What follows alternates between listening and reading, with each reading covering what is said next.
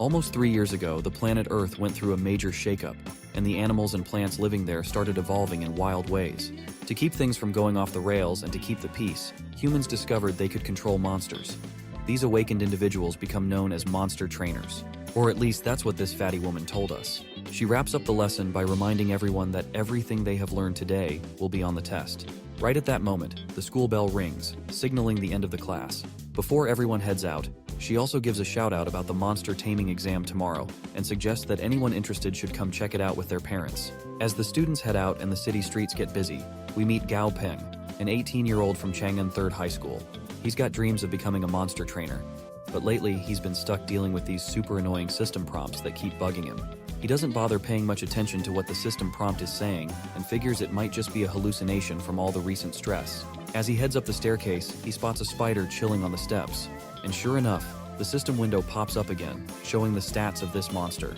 When he sees this notification, he's convinced these prompts are definitely real. He then remembers that this spider is apparently a striped gray disc spider raised by Granny Chen, and he also recalls his Chubster teacher saying it's a relatively gentle creature. But it seems that's not the case. The spider suddenly leaps at him to attack, and he quickly ducks and starts climbing the stairs while frantically calling out for Granny Chen. The spider throws a web at him, and he narrowly avoids getting tangled up. As he runs around, he looks back to find the spider has disappeared, only to have it pop up right in front of him. In that frantic situation, his eyes catch the system notification again, and he notices that this monster is weak against fire. Without wasting a second, he pulls out a lighter, sets it on fire, and throws it at the spider with all his might. The lighter hits the spider, causing a small explosion that starts burning the critter alive. But his face quickly goes pale again when he realizes the fire is way too small to do any real damage, and the monster starts hopping around like crazy. Its shimmering eyes make it obvious that it's officially pissed off. Even the system notification flashes red, warning our MC that he's about to get screwed if he does not run. So he bolts, making a frantic dash towards the top floor, hoping to reach his apartment. His monster DAZI is still in the apartments, so he's sure he'll be safe once he gets inside. After scrambling up the stairs, he finally reaches his front door. But before he could enter, that monster had already closed in. In this desperate situation, he shouts his friend's name at the top of his lungs, and another creature promptly pops out from the front door and quickly smacks the oversized spider right where it hurts. The poor spider crashes to the ground, trembling in fear as this centipede-like creature stands tall beside our boy. The little critter quickly makes a hasty exit from the scene, and our hero dramatically adjusts his glasses, giving props to this Spidey for its speed and agility. We then learn that this centipede-like monster, whom our boy calls DAZI, is directly linked to his brain through a mind link, thanks to their contract. The monster transforms back into its less evolved, non-combat form and starts screaming right into our hero's head, complaining about not being fed properly. Apparently, monsters have two different forms, and in their non-combat forms, they shrink in size to conserve energy and slowly heal from light injuries. Our boy gives his friend a little pat on the head and decides to feed him right away. As soon as he gets into the apartment, he heads straight for the kitchen. With the finesse of a seasoned chef, he twirls a sharp cleaver and slices the meat into perfectly even pieces. In just minutes, the nutritious meal is ready, and the aroma wafting from the bowl is so enticing that DAZI starts drooling and begins chomping down like a hungry beast. As he looks at his hungry buddy, he tells it to eat slowly. As he says this, another system prompt pops up before his eyes. There, we learn that DAZI is a purple-backed, yellow-clawed centipede monster. The stats are interesting, but what really blows our boy's mind is a little bar below the stats that shows he might be able to upgrade a normal grade monster to an excellent grade one. This discovery is so unreal that our boy hardly believes his eyes. You see, monsters are ranked from the lowest to the highest as normal grade, excellent grade, and perfect grade. These grades determine how much a monster can develop, with higher grades indicating greater potential. If he can upgrade DAZI to an excellent grade now, it means he could potentially reach a perfect grade in the future. The thought of achieving perfect grade, which is legendary and represents boss monsters, lights up a huge smile on our boy's face. He's so overjoyed that he starts hugging his little friend.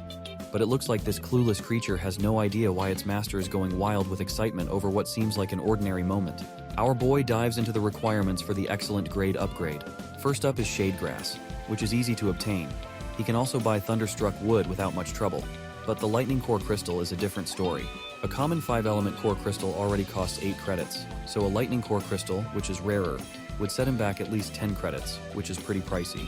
He decides to think about it later.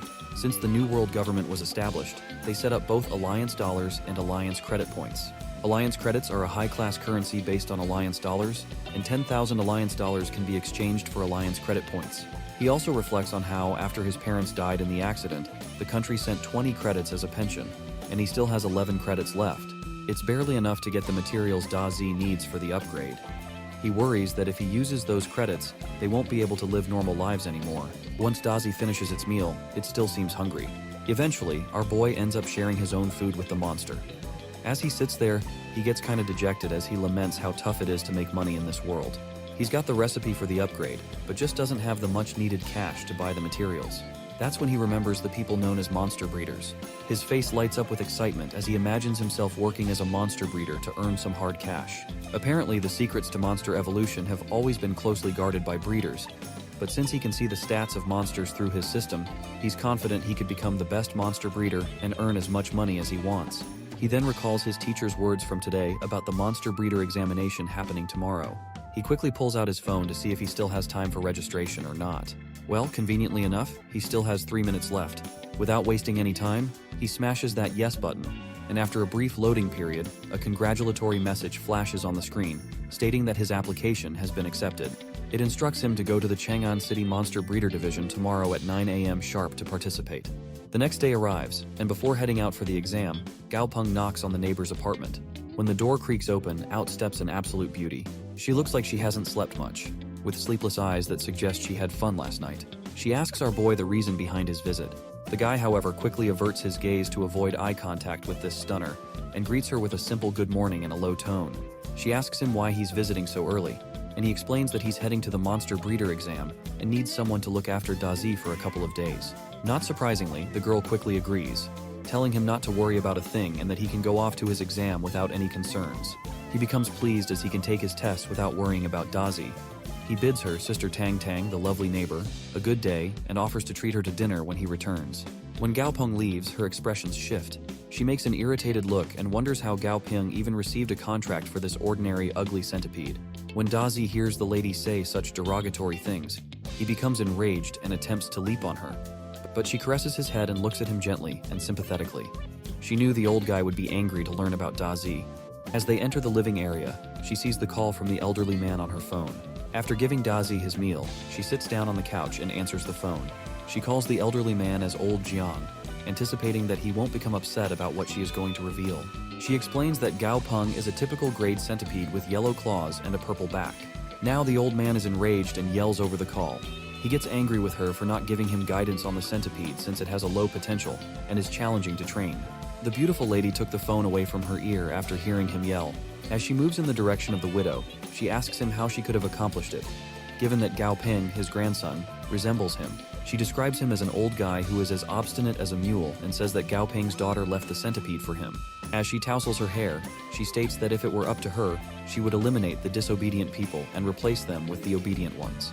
Gazing out of the window, her voice was full of conviction, and she stated that the world is full of human talent, as if she had seen limitless potential in every person she met. Through the window, she sees GAO Ping running for his test and encourages the elderly man to do it his way and forget about GAO Ping. She assures him that GAO Ping will be safe as she will be around, and she hangs up on the call. The elderly man approaches his office's glass wall and looks outdoors, his hands crossed in the back. A female employee, who appears to be his secretary, enters and inquires as to if he has called for her. The old man remains in the same position, his face turned to the side with staring eyes. In a stern voice, he orders her to warn the experimental department that they only have 5 months to prove themselves, and that if they fail to do so, they will have no reason to continue operating. He also declares that he has no more time to spare, and orders Li Hui to resolve the issues at the Qinghui branch within 7 months. He sways his hand, telling her to depart. She bows to him, seeming afraid, and tells him she will take care of these things immediately. Old Jiang, the elderly man, sees a picture of himself and his young grandson, GAO Ping. It was an image of GAO Ping's early years. He gave it a very loving and affectionate look. As he continued to gaze at it, his eyes grew softer and developed a feeling of tenderness and admiration. He promises that no one will be able to harm him and that he will find him within a year. There were gigantic buildings and a large crowd. One of the structures is the Chang'an City Monster Breed ER branch, where monster breeders assemble. GAO Ping's hand was clutching the straps of his backpack as he looked around at people. From the center of the crowd, GAO Ping hears someone call his name. He turns around to find a little lad in his school uniform. GAO Ping stared at the tiny boy, whose name was Li Xiaogong. He was there with his mother, Zhang Hong, and older sister, Li Hongdo. GAO Ping meets his mother, Later, she wonders if he came to watch the monster breeder exam. The little tad Li Xiaogong taunts her, claiming that she has failed 3 times and that they are coming to help her. Li Hongdu becomes upset and slaps her brother on the head with her purse, telling him that she believes their mother will pass the examination this time. A lump formed on his skull. He reminds her of all the times she shouldn't have hit him on the head. He believes that lowers his IQ. Among these things, GAO Ping informs them that he is there to take the monster breeder exam. The 3 of them are astonished to hear this, especially Li Xiaogong. Their mother pats GAO Ping's shoulder and encourages him by saying that young people should have a passion for monster breeding. She even mentions that the city may find their youngest breeder today. He hesitantly responds that he isn't good enough to be the youngest breeder, but he wants to try his luck. A short man with neck-length golden hair, a suit, and bodyguards overhears their chat. With a jealous and proud expression, he snaps his fingers and wonders how the city had such low requirements for monster breeders that anyone could pass the exam. He says this while pointing at GAO Ping. The little lad is furious and confronts him. His sister attempts to stop him. The short man repeats himself, claiming that young people are not fully mature enough to seek monsters. This is a joke. GAO Ping, with a serene attitude, claims that he would have been a high-class breeder if insults were the requirement. That short man was Wang Shu from Wang Corporations. He had failed 4 times consecutively and therefore felt threatened by GAO Ping. When the building's gates opened, a tall, well-proportioned guy with long bluish-gray hair emerged holding documents and commanding them to attend the exam in order. He was Feng Shu, the main examiner. As everyone enters the building and finds their spot, Feng Shu greets them and explains that the exam will be divided into 2 parts, a written portion and a practical portion. During the writing stage, authors must precisely describe the monster that will be portrayed on screen. With this, he believes it is appropriate to begin the exam. A video clip comes on the screen, featuring a dolphin-like structure with whitish-blue symbols on its head. When the tape is shown, everyone is horrified and begins to mumble because they don't know what species it is. Feng Shu claims that this was the first clip, and they have 20 minutes to write about the monster. Everyone starts chatting, saying it's too rapid to observe anything in such a short period of time. Few gave up and said they'd do harder next year. Feng Shu is enraged and declares that anyone who continues to chat will be considered cheating and thrown out of the exam hall. Wang Shu was in the test hall taking the exam. He smiles wickedly and says he was fortunate to receive the questions beforehand and is irritated by GAO Ping. GAO Ping, on the other hand, is pleased because he can see the monster and discovers that it is the storm dolphin, who enjoys light, soothing music, sunbathing, and eating squids and shrimps. He despises being disturbed by loud noises and is terrified of daring monster attacks. While writing about this dolphin, he imagines a forest with a large monster monkey whose eyes are red and jumping from tree to tree seeking bananas.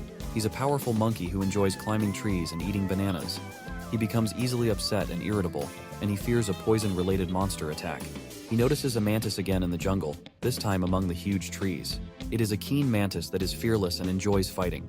It is a carnivore that consumes various insects and is afraid of fire. The alarm on Feng Shu's watch beeps, and it is already 10 o'clock. He tells everyone to stop writing, put their pen down, and submit their papers. A person arrives and gathers their papers, advising everyone not to leave the office because they will receive their results there. 1 hour later, the results are released, and they will mention the names of individuals who passed the exam. Feng Shu takes the names of those who have passed the exam, including Wang Shu and Zhang Hong. Wang Shu teases GAO Ping for not passing the exam and claims that he must have failed. GAO Ping believes that this is not feasible because he was correct in what he wrote and would not fail unless the system was at fault. Feng Shu asks which of them is GAO Ping, and GAO Ping stands up. Feng Shu is overjoyed and says that he received full marks on the test. He didn't expect somebody so young to perform so well. He referred to him as a child hero and applauded him. Hearing this, everyone in the exam hall wonders how he can be a full scorer when he appears like a high school student. GAO Ping turns to Wang Shu, smirks, and reminds him that he achieved full grades. Wang Shu is annoyed and envious of GAO Ping. The winners of the first round join Feng Shu, who gives his fingerprint authentication and opens a door. GAO Ping notices and wonders how huge this place is. This was the second step of their monster breeder exam, the practical test. As they enter the massive area, they notice that there are doors. Feng Shu informs them that the monsters given by the association can be found in these rooms behind the doors. To pass the examination, they must improve the grade of these monsters in 1 week, and the association will cover all fees associated with the monsters. However, there was one condition. If they failed to improve the monster, they would have to pay its market value. There were also additional rules, such as not being allowed to use excess materials, as doing so would result in failure. Hearing the terms and conditions has everyone on edge. Then comes Li Jin with a box. He's the branch examiner. He instructs everyone to come up and select a card that will determine which creature they will receive for the practical exam. GAO Ping believes that using this method will not allow him to predict the monster he will receive, and the monster breeder exam was as difficult as they claim. Everyone is in the queue, and Wang Shu smiles as if he wants GAO Ping to fail the exam. GAO Ping, on the other hand, wishes for a nice one and takes a gulp before drawing a card. Zhang Hong also pulls from the box and claims to have received room 6, prompting GAO Ping to respond with a smirk that he has received room 10. After everyone has chosen their rooms, they are instructed to look for them. Feng Xiu announces the start of the practical examination. GAO Ping travels to room number 10, where he meets Zhou Yuan, the person in charge of that room, who says he will assist GAO Ping with whatever he wants. GAO Ping swipes the card and stares intently with crimson eyes. In the room behind bars, he sees a black monster with crimson eyes. GAO Ping reads the monster's details, which state that it is a red river ape of level 10 with a normal grade. This creature is ill, and its weakness is the yin characteristic. He is perplexed to learn about this monster, so he questions Zhou Yuan, the guy in authority, about what happened to the Red River apes. He discovers that because he was experimented on too many times, he was loaded with opposing energies and should have been removed. But because the association had no more monsters to put through the practical exam, they kept the Red River ape. While expressing this, Zhou Yuan recalls confronting Li Jin about putting the Red River ape on the monster test list. But, to his amazement, he was silenced by his remarks, which stated that he had his own ideas. Wang Shu and Li Jin conspired to deceive GAO Ping. According to Zhou Yuan, the Red River ape has survived so far because of its tenacity and perseverance, but it has a slim chance of improving. Because of what happened with the Red River ape, Zhou Yuan invites GAO Ping to come for the practical test the next time, and he promises to keep his written scores until then. GAO Ping takes a moment to look at the Red River ape and decides that he will choose it for his exam rather than give up. Hearing GAO Ping make his decision, Zhou Yuan wishes him success and exits the room. On the other side, the ape approaches GAO Ping in self-defense and recalls a period when he was experimented on and mistreated. This memory was not pleasant for him to recall, and he becomes enraged, grips the bars, and roars. As tears stream down his cheeks, GAO Ping kneels and rubs the ape's head with his palm, causing him to relax. He reassures him not to worry and that he is there to help him. GAO Ping's initial goal is to determine the Red River ape's needs and possessions. He then understands that he already has a normal evolution that eliminates yin poisons from the body, and that it is necessary to progress to the superior grade of river ape. Additionally, evolution follows two different routes. There are two types of evolution: normal evolution, which requires a lot of materials, and distorted pathological warping evolution, which requires very little. He chooses the distorted pathological warping evolution because it will fit his budget and require very little material. His eyes sparkle, and he realizes he must take the risk to enhance this monster. He selects the deformed pathological warping evolution, which displays all of the components he requires, including the black candle grass, which he must feed 3 times per day for 3 days, and the elite ghoul-attributed core crystal, which must be fed after 3 days. Then they must combine the luminous powder, skull mushroom, and withering grass with sulfuric acid and bathe the Red River ape in it. He reads it, then passes the item list to Zhao Yang, who informs GAO Ping that these elements are poisonous and wonders if he is trying to murder the Red River ape by feeding him or upgrading him. GAO Ping responds that this is a serious sickness that requires treatment as potent as that. He then tells him to relax and that he understands what he's doing. Zhao Yuan glances at it, then underestimates him, believing that he is just another guy who obtains full marks on his written exam, but not on his practical exam. 3 days have passed. There are people who face major consequences for themselves. They have no idea what is wrong with their materials and monster breeding, why they aren't upgrading, and what went wrong. They believe it is incorrect because they fulfilled the material and measurement standards, but received no results. The Red River ape, on the other hand, has eaten everything indicated by the material and is reviewing its list to see how it affects him as well. The only task remaining for him was to soak in the sulfuric acid mixture. GAO Ping examines the key provided to him by Zhao Yuan. He informs him that this was the cage for the monsters provided by the association, but that the ape had been experimented on and tortured, so he must be cautious. GAO Ping realizes it's difficult to communicate with a monster who isn't in a blood contract, and that the Red River ape has its own perils. But at this stage, he has to have trust. He examines the key that was given to him carefully, and approaches the Red River ape, telling him that he will let him out on one condition. He must be obedient, and the key that was given to him was the key to the cage in which he was kept, and then GAO Ping tells him to come out. As soon as he orders him to come out, he comes and leaps on GAO Ping, and GAO Ping is scared because he thought he would be obedient, and then suddenly the Red River ape hugs him and places his head on his chest. GAO Ping caresses his head and tells him he can leave now. After all of this, he takes the Red River ape to the sulfuric acid mixture and instructs him to be a good boy and soak himself in there, promising that it will be very beneficial for him. To test the sulfuric acid mixture, the Red River ape pulls out a few fur from his body, and when he puts that into the sulfuric acid mixture, he sees that something comes out of it, and it's black. It's black energy. It comes out of it, and seeing that, the Red River ape is horrified and starts crying and shaking his head, stating he will not go into it. But GAO Ping says he can trust him and will give him the power to be brave, and he caresses his head, and the Red River ape looks at him with trust. The Red River ape is now prepared to immerse himself in the sulfuric acid mixture, and GAO Ping observes from behind how tragic it is to witness the ape go through this process once more, because he has been tortured and used extensively in the past. As soon as the ape does so, a lot of black smoke emerges, which causes GAO Ping to cough. The emergency siren then inevitably activates, and soon after, the people seated in the camera rooms have already called other staff to inform them that the fire alarm has been set off in room number 10, and that everyone must evacuate before the fire breaks out. The staff got the extinguisher and went to the location, but were wondering what was going on and thought it was caused by the young boy operating in room 10, which was GAO Ping. They all wanted to go and look together, so they just ran to room number 10, where we saw that Wang Shu was now grinning wickedly, and that he seemed to think the money he spent to fail GAO Ping would not be wasted. When the staff arrived, they noticed that there was only smoke instead of fire, and they wondered if it was a false alarm. Turning around, GAO Ping asks them why they are there. Zhao Yun responded that he made a mistake and caused a commotion by setting off the fire alarm. They had to come to check, and GAO Ping apologized, saying he was too preoccupied with his work to notice the alarm. Later, Zhao Yun switches on the walkie-talkie and informs the authorities that everything is fine in this room, that the fire alarm should be turned off, and that nothing is amiss. Feng Xiu then enters room number 10 and inquires as to what is happening. Zhao Yun responds that this alarm was caused by GAO Ping, who is raising a monster. Other people also try to look into the room, and they talk about how there was a lot of noise and that GAO Ping doesn't have the experience to breed the monster inside the room. From the outside of the room, Feng Xiu thinks this experiment has failed and that this is his last time here. But gradually, something begins to form in the sulfuric acid mixture, and everyone notices that the Red River ape is now emerging from the water. He looks completely different. His fingers have changed, and he has turned purplish blue. People believe he is a ghost when he emerges with a massive improvement, and they are terrified and appalled as they see him emerge. Gaping discovers that this creature has been enhanced.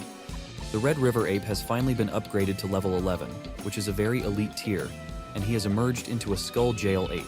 His condition is weak, but he is excited, and there are very light attributes of his weakness. Feng Xiu, Li Jin, and Zhao Yang all recognize that this is the Red River ape, and that GAO Ping is not just talk, but a real action kid.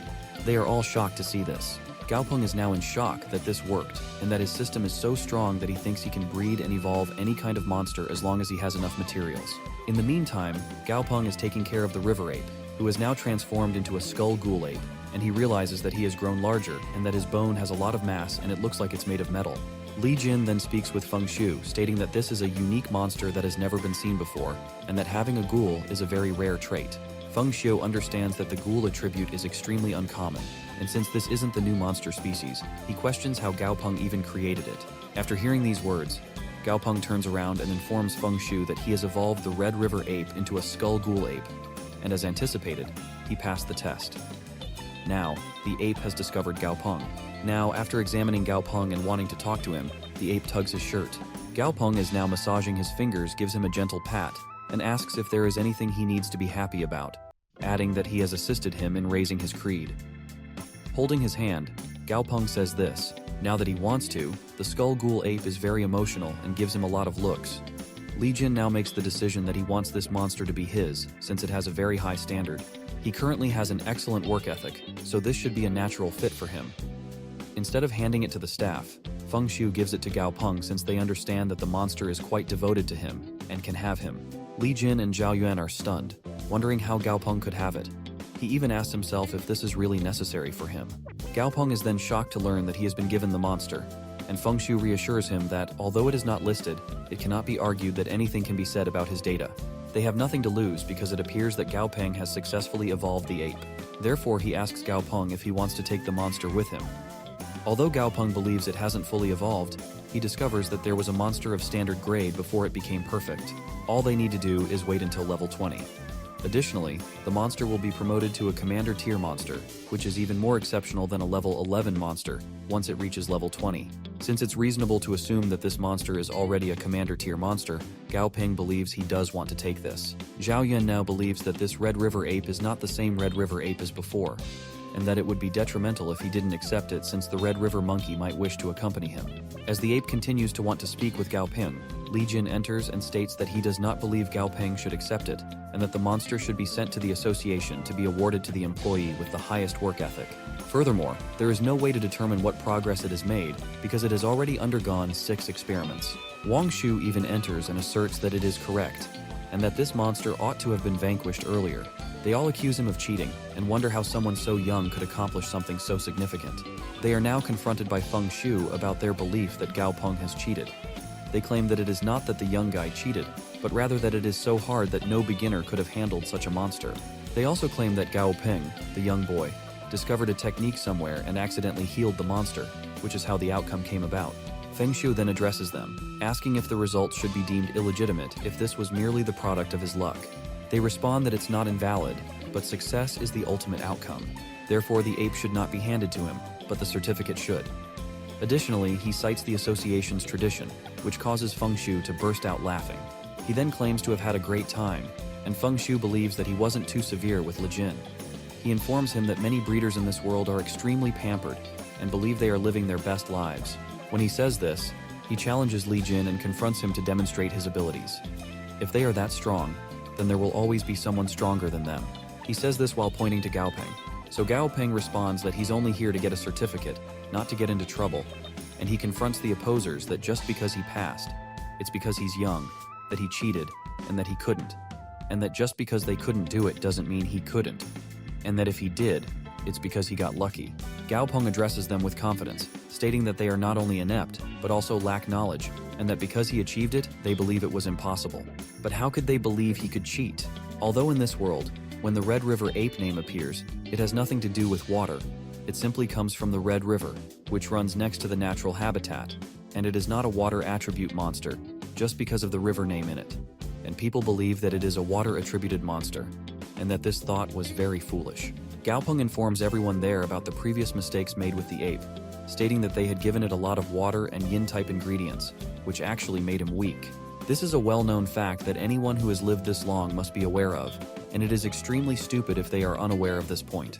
Feng Shu responds that although the Red River ape fears the wood-type attribute, the yin-type attribute is really his vulnerability. This was also one of the test points he had to provide when Wang Shu challenged him and rebelled against GAO Ping. GAO Ping goes on to claim that he had to work in a very unusual way since all of the previous experiments with the ape had made him extremely red and had produced bone marrow, which meant that it had to be completely removed from his body. As a result, he lost a lot of energy. He goes on to explain that he gave him black candle grass to boost his strength over the last 3 days, and that there's no need to conceal the materials he used. However, he cautions against experimenting with the ape because it's a very important procedure and the quantity and order of materials are already used. He can tell that he doesn't know what will happen to the monsters that were experimented on, but he can also tell that he doesn't know what will happen to the monsters if they were experimented on in this way. Nevertheless, since the Red River ape is extinct, a child like him won't accept any responsibility. Feng Shu claps his hands and expresses pride in his youthful, fearless boy. He notes that with these skills, obtaining a basic monster breeder certificate would be unfair. Instead, he can be granted an intermediate monster breed certificate. He tells them that he will need to go to Yangjin headquarters to pass the assessment in order to receive the advanced monster breeder certificate, and that he just needs to put in a lot of effort. After GAO Ping thanks the director, Feng Shu, he turns around and becomes enraged with Li Jin and Feng Shu, stating that he is the director and that his director title was merely for show if he couldn't tell who was being dishonest. Feng Shu now wants to find out who was spreading rumors that the Red River ape was only an experimental product.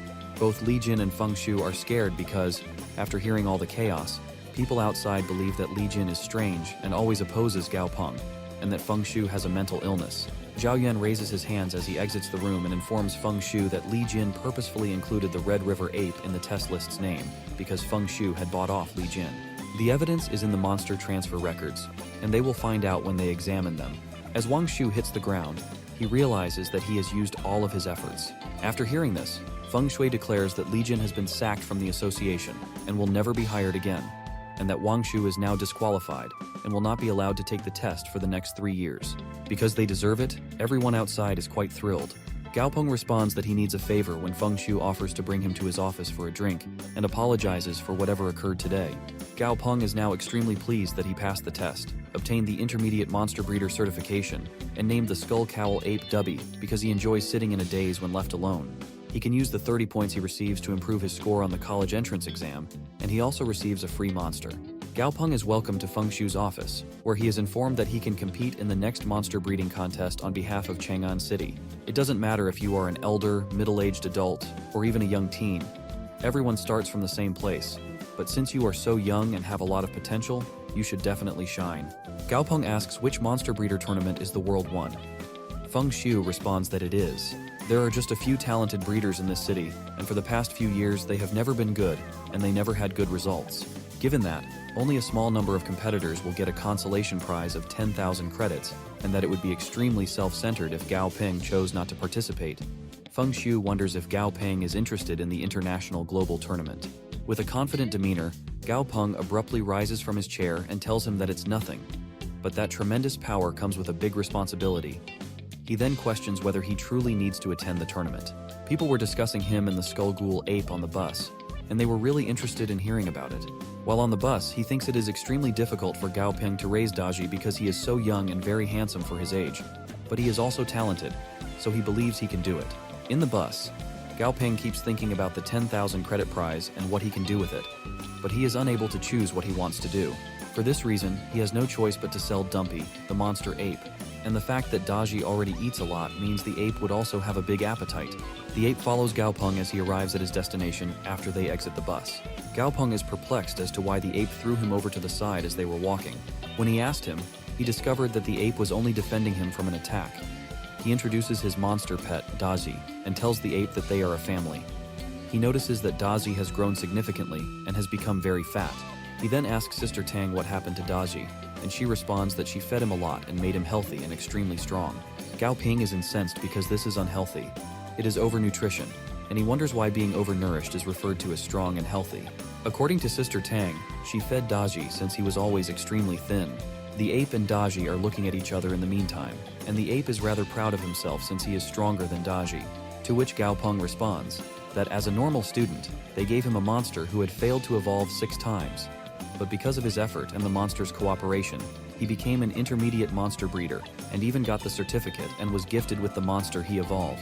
Sister Tang then turns the conversation from DAZI to his exams and asks how his exam went today. He brought it with him since he didn't want to humiliate himself by turning down the monster. Sister Tang is shocked to learn that Gao Ping has earned the intermediate breeder certificate. She asks him if this is true, and he says that it's quite unexpected that he is growing so quickly. She also tells him that monster breeders enjoy such a high status because of how well-versed and well-trained they are in monsters. Sister Tang informs him that they have no defense other than breeding monsters, because monster breeders might be killed with a single gunshot or a sniper. Gao Ping concludes that the only way to protect himself is to become a monster trainer. Sister Tang thus inquires as to whether he would like to become a monster trainer. Sitting in a meditative position, Gao Ping learns about the secret familiar technique, which is a way to transfer damage from one body to another. Although it can only be used on familiar bodies, he understands that mastering this technique will benefit him as he will get additional health and defense. After learning, he feels connected to DAZI by an unseen string. He believes Sister Tang is not as simple as she appears. He was sitting on his sofa when DAZI approached and looked at Gao Ping. Gao Ping comments on DAZI's weight gain, comparing him to a big purple pig. DAZI answers, prompting Gao Ping to request a mirror from Danby the ape. Gao Ping holds the mirror in front of DAZI, and DAZI appears himself and morphs into a stone, implying that he is surprised to learn that he has become really fat. Gao Ping advises him to exercise and lose weight before upgrading him to a higher level. DAZI dreams of becoming a flying centipede, which irritates Gao Ping. Gao Ping and Sister Tang cross paths in the city. Sister Tang, the beautiful lady, is currently mocking Gao Ping, the charming breeder, for being an intermediate monster breeder. She informs the charming breeder of the circumstances she would confront.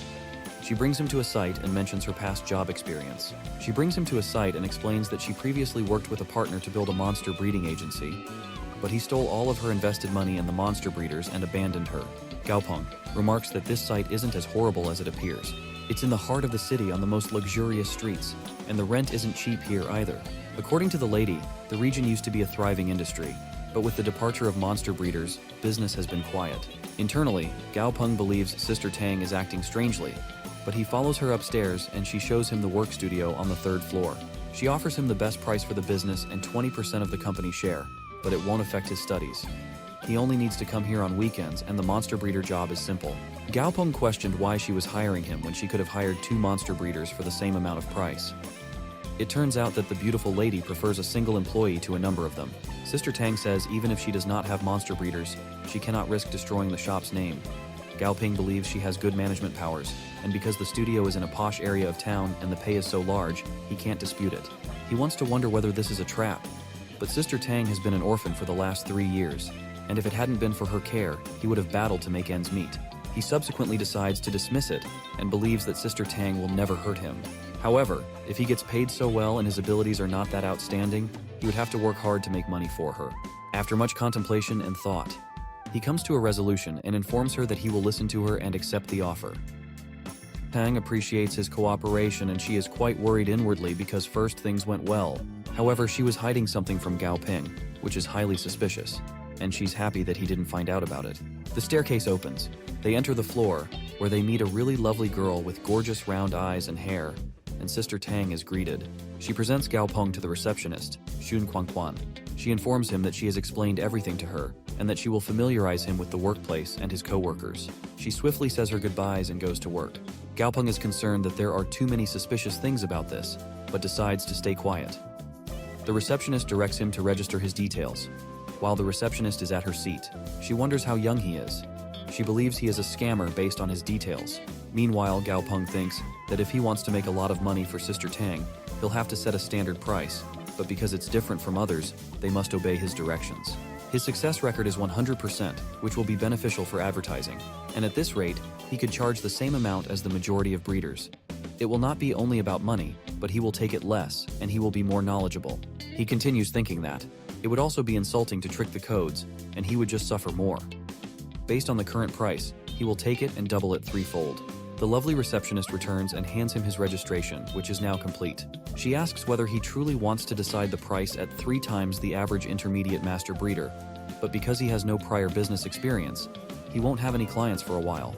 The studio has a very excellent reputation. GAO Ping is perplexed and wonders what she is trying to convey. Suddenly, someone rushes into the room. He's a tall man with a rigid stance, and he wails that GAO Ping must prove himself worthy of it if he has uttered such words. The receptionist addresses him as Mr. Ma. He replies that even if GAO Ping charges 3 times the customary fee, he will gladly pay tenfold as long as he can heal his familiar. The tall man tells GAO Ping if he successfully promotes his monster, he will give him 10 times more money. GAO Ping replies that even though the man is a big deal, 3 times the amount is enough for him, and he doesn't need 10 times.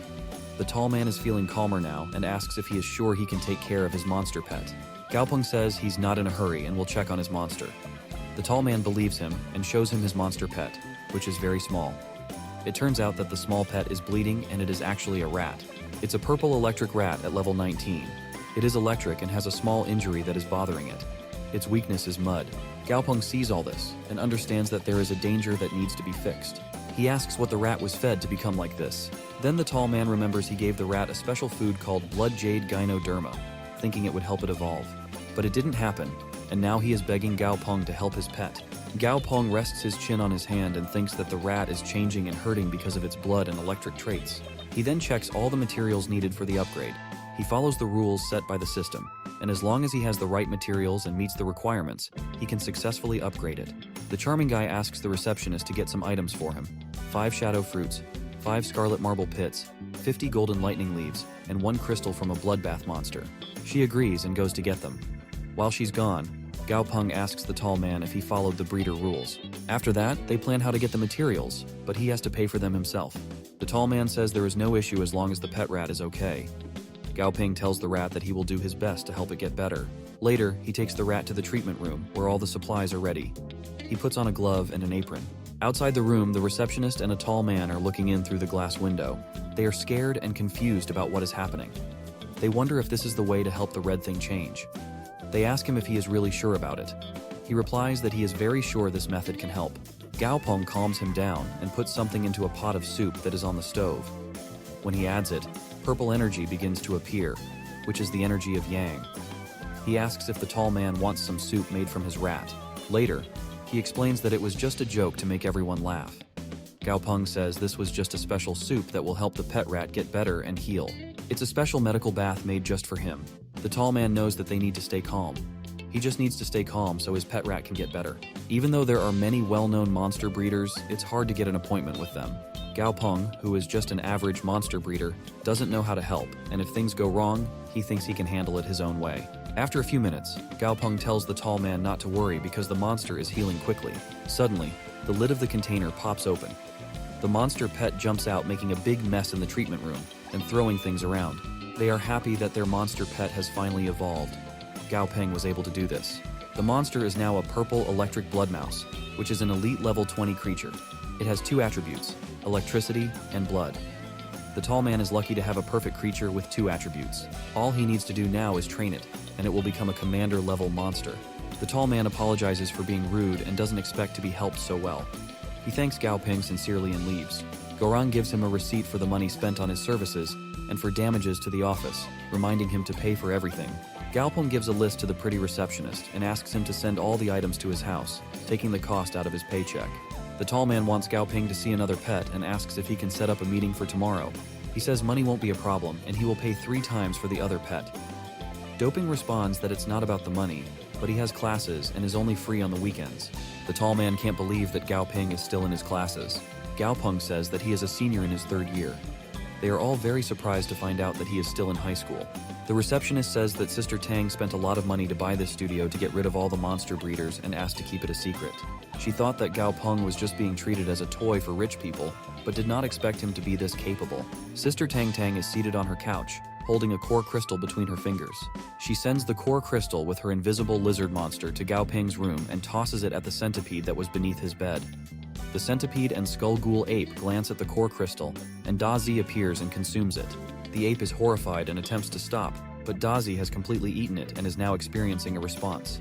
Gao Ping was on his way home with 7.5 kilograms of yin cedar needles and a month's supply of food for Dumby.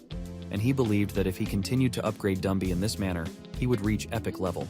He is aware of the epic grade from television and books, and in order to nurture Dumby for the time being, he must consider its next development, followed by his thoughts on how to improve DAZI. He believes that DAZI will develop after at least having 10 electric monster core crystals, which is extremely difficult to get, and even if he does, he will be unable to purchase them. While he was contemplating, he noticed a loud noise coming from his apartment, which sounded like Dumby to him. He thinks something has happened at home and goes to his residence.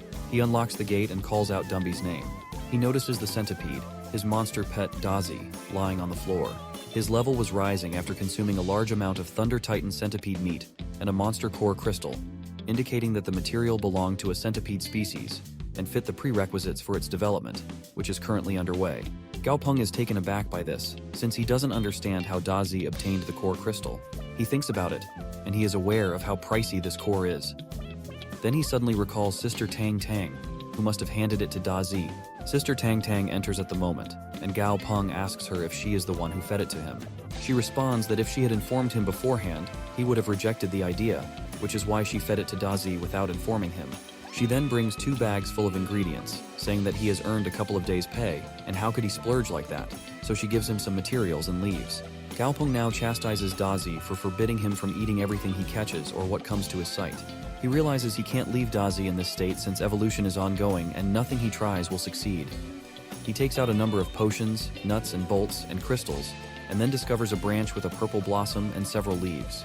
He considers grinding this purple poison flower to create a potion that will speed up DAZI's evolution. He grinds it and feeds it to DAZI, who begins to exude fumes of red and yellow color. DAZI has now developed. He has big thorns, long legs, and pointed legs. He has now evolved into a level 9 purple-bagged thunder centipede, with the twin attributes of thunder and poison. Gao Ping is aware that evolution has occurred, but he is unaware that DAZI can get such high grades effortlessly. Dumby, on the other hand, is extremely worried about DAZI. Even though DAZI is concerned and irritates him a lot, Dumby is concerned about DAZI, but he discovers that DAZI is simply fatigued. Gao Ping then speaks with Dumby, giving him food to eat and telling him that, despite his evolution, he is still so enormous and gorgeous, and that he is extremely nice, which does not harm him. Dumby grabs the food and eats it, and he immediately shrinks. Dumby is perplexed, but Gao Ping encourages him to be a nice boy and keep eating, and that even though he is done developing, it is best for him to be stabilized before looking for proper resources to evolve again. And he promises him that he would undoubtedly become stronger and larger. DAZI is awake, and he feels powerful and confident. He notices GAO Ping and Dumby lying on the couch, relaxing. So he decides to drape a sheet around him and lie next to him. Sister Tang, his neighbor, glances out the window and notices the three of them together, and she is amazed at how rapidly GAO Ping has matured. At GAO Ping's school, in the principal's office, there is a chat between the principal and another guy. The principal is furious, banging his palm on the table and declaring that he cannot allow a monster inside the school since all of the students are still children. They are not properly trained to deal with monsters, and no one else has considered the pupils' safety. The man in front of me is terrified and claims that they already have weapons to defend the country. But in these times, people their age are still considered children. The principal realizes how serious the situation is, and the person in front of him informs him that, despite the fact that the world is evolving and there are new technologies, the school is extremely sluggish. And if this continues, they will be very late, and everything must have gone too far. In GAO Ping's class, one of his pals calls him and asks whether he actually became an intermediate monster breeder, and GAO Ping is astonished to learn how they found out about his being a breeder. He learns that he has made the news, and everyone in the class comes to congratulate him and express their pride that GAO Ping is now a monster breeder. Soon after, one of them expresses sadness for Li Zhigong since his mother was also at the center, and when he returned home, his mother drove him to work extremely hard, making his life difficult. When his buddy informs him that he has a very small request, but that it might be very difficult to fulfill, GAO Ping advises him to keep it to himself. He states that it is already tough, which means that it would only make things more difficult for both of them in the end, to which his friend becomes enraged and fists his hands. The instructor enters, quite upset, and beats the boy's head with paper before instructing everyone to assemble here or return to their seats because they want to make an announcement. The teacher began yelling, so everyone rushed to their seats. The instructor begins to announce that starting immediately, every school in the globe will be undergoing an emergency reform, which will include a new familiar class in your second senior year. At the same time, a new scholarship option has been established for the gifted monster-trained student. This is a new initiative developed together by the Alliance Education Department and the Alliance Military. She goes on to add that those who are talented with monsters can enroll straight in any of the top-ranked colleges or military universities, while those who want to be gifted monster student trainers must visit her after class to sign up. Following the instructor's leaves, following the teacher's announcement, the pupils start debating among themselves. What if the city is in danger? They want to know if something significant is occurring since there is military participation, and they think that it is getting serious. With everything done, the instructor contacts GAO Ping because she has something to say to him. She informs him that she and the principal are quite happy with him because he received his intermediate monster breeding license straight, and that the principal praised him a lot during the meeting. With that, the school would want to send a representative from GAO Ping to deliver a speech to the incoming freshmen. He informs his instructor, Miss Murong, that he does not need to deliver a speech because it is a very high-profile event that does not fit him, but he does want to sign up as a gifted monster student trainer. The teacher marvels how he suddenly had that notion because that's a wonderful path, but she thinks it won't mean anything to him. While staring out the window, she informs him how wonderful his results are, and that if his standard does not slip, he will be eligible for admission to any top-ranked university in the country, as well as others. So, if he truly wanted to be a battle monster trainer, he might use his literary test to get into the military university and enroll in the appropriate degree. After that, GAO Ping thanks Miss Murong for her advice, but he believes it is safer to become a monster trainer, and he plans to become one after he enrolls in a military institution. Because it is so sluggish, he wants to learn more from actual fighting so that he may get stronger. He asks his teacher if he may take both exams at the same time since he refuses to give up on either one. The teacher assures him not to worry that he may take the exam his own way, with his own ideas, and that the teacher will not stop him. He bows and thanks her as she departs. In the afternoon, all of the pupils are quite confident. They are all going to participate in the audition. From the crowd, a boy calls out to GAO Ping, who swings around to see whether it is Tan Qianjin. He asks GAO Ping about why he was being a monster breeder when his results are simply too good, to which he responds that Tan Qianjin's results are also good. So by that logic, he should not sign up for it either. The ombre-haired youngster says he didn't sign up for it because he has his own dream, and that he used to watch Pocket Monsters, where all of the creatures were great. Since he wants to be the partner of the strongest, he can't pass up this opportunity. Then GAO Ping asks if he would still want to be the partner if the most powerful monster trainer is a man. His friend hears this discouraging thing and simply walks away. Following that, everyone is assembled on the basketball court. They saw the newest armored vehicle for the first time with their own eyes. It was quite harsh and intimidating. The colonel steps up to the platform. The ombre-haired boy wonders if the colonel is their instructor. Except for being a little tougher, he doesn't appear to be very unique. Suddenly, the director looks at him with the corner of his eye. The youngster is shaken to the core from fear. GAO Ping perceives the director as unusual. The colonel director begins his speech and talks to the pupils and tells them that without a strong head and steely determination, they would do nothing more than soil their pants in fear. He tells them that when they see actual white creatures, their legs will shake and they will be unable to run. All of the pupils are enraged and revolt, claiming that they will not be looked down upon, because they have seen monsters before and are not scared of them. With that being said, the colonel orders to bring out a huge monster who looks like a huge white fox and has bluish-white eyes. One army man arrives and informs the colonel that the thick wall, which was 10 centimeters of Type 3 armor plate, is ready. The colonel orders the monster to go. Hearing the order, the monster rushed towards the thick plate and demolished it. GAO Ping is surprised that the monster has so much energy to demolish it in one hit only. Seeing this monstrosity in front of them, the colonel says that this is their final opportunity, and this is how monsters are, and how they would confront them, or even a more powerful monster. Sure, if they're terrified and want to leave, they can. Hearing this, several students depart, as if swept away by their excitement. The colonel yells at them to keep their heads down. It's not as though they did anything illegal. He also advises them to study hard since it is a wonderful route, but they are not deserters. They simply need to make a reasonable decision and get out of there so they may return to school. Everyone finally understood what the colonel was saying. As a result, GAO Ping is currently at his apartment, lying on his couch on his face, as the day had been quite taxing for him. DAZI and Dumby appear shortly. They come to him and claim they're hungry.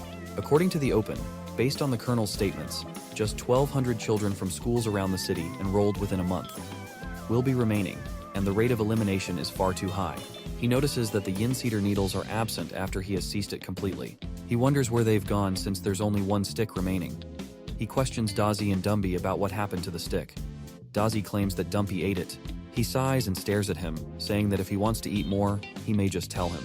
Dumby listens and simply sits facing the wall. GAO Ping sits and orders 15 kg yin cedar noodles and 5 kg thunder figs. He knows that Dumby has a good appetite, and if this continues, he will evolve very soon.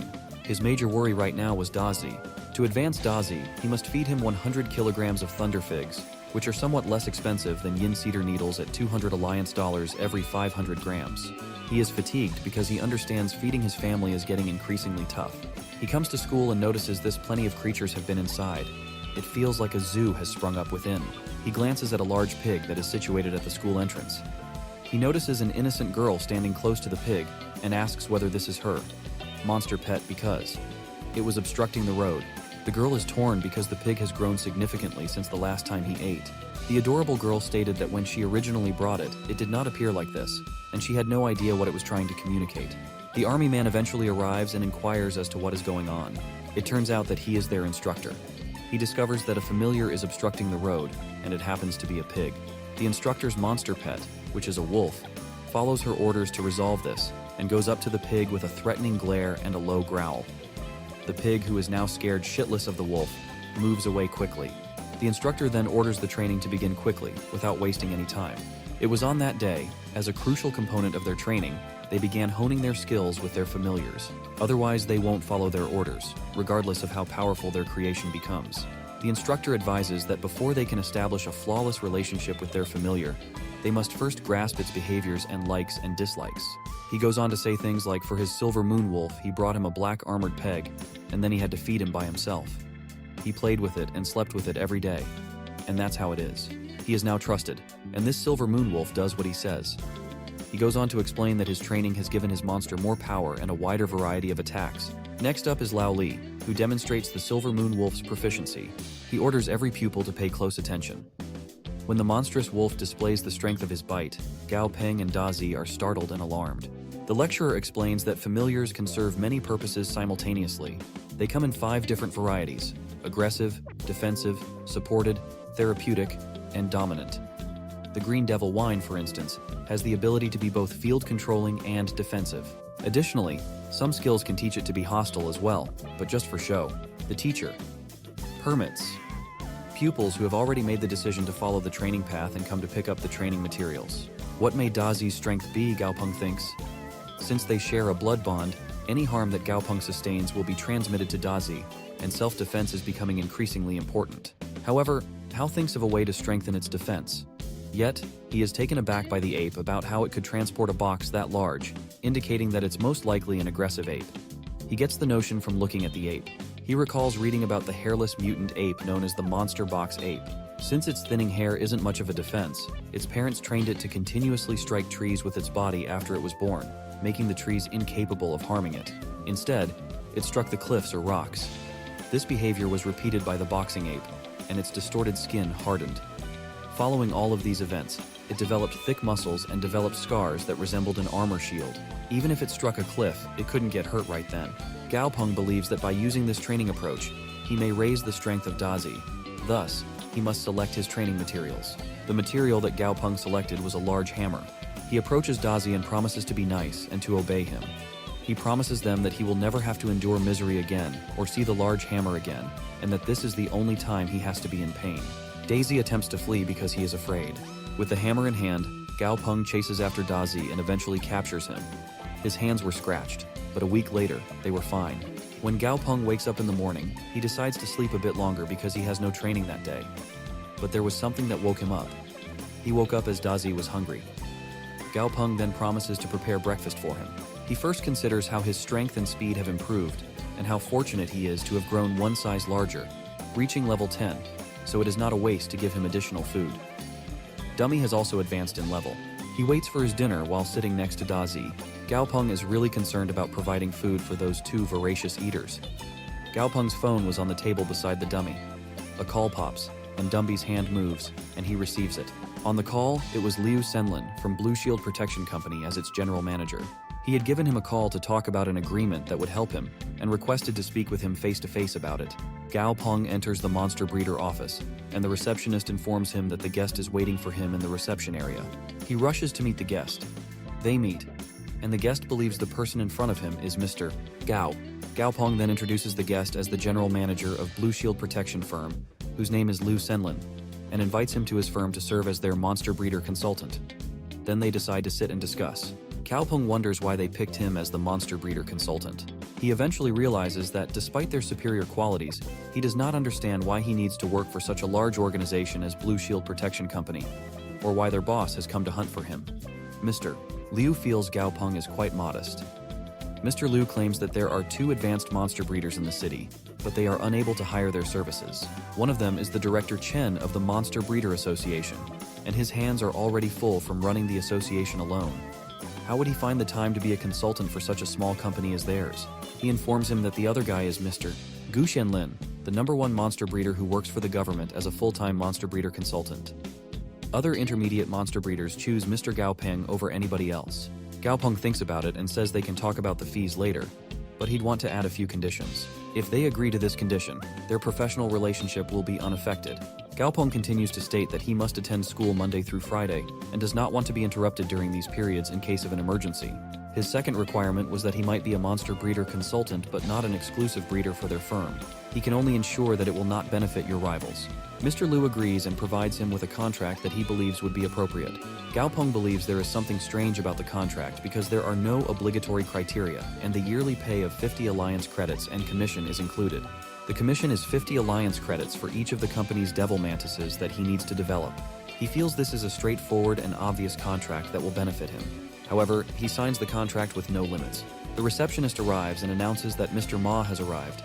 Seeing this, Mr. Li takes his leave and departs, thanking him for his cooperation and looking forward to the future. When Mr. Liu arrives, he speaks on the phone with an uncle and says that Mr. Gao has chosen the non-full-time contract and that there are so many monster breeders, but why should they choose him? The person on the phone says something, and he replies that he understands why.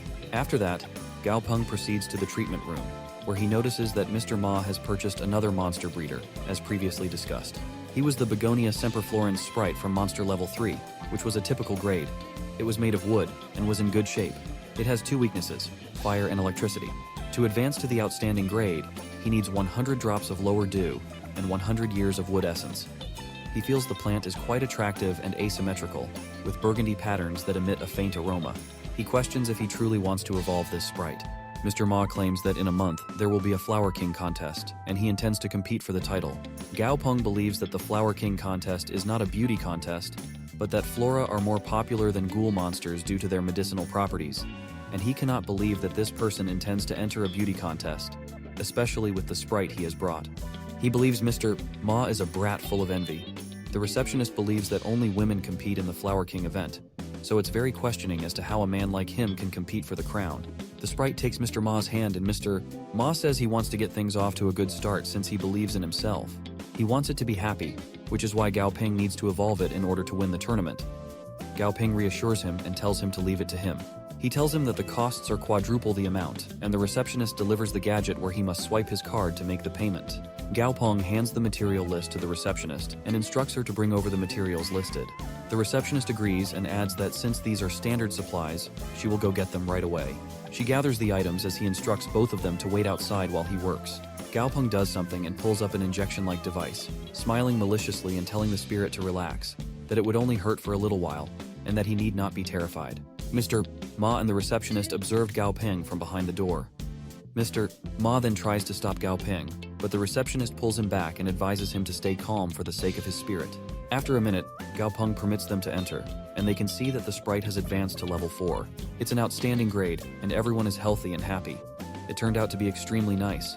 Mr. Ma then praises GAO Ping and hugs him, to which GAO Ping responds that he does not want to be held like that.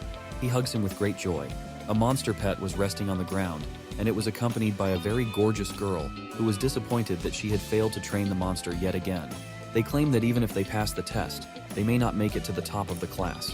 However, after graduation, they will most likely have a 9-to-5 job, and who knows whether they will even be able to find work. Everyone agrees that things are going to be difficult right now. The girl is now enraged and ready to try again, no matter what. She pledges that she will find her classmate GAO Ping for this no matter what.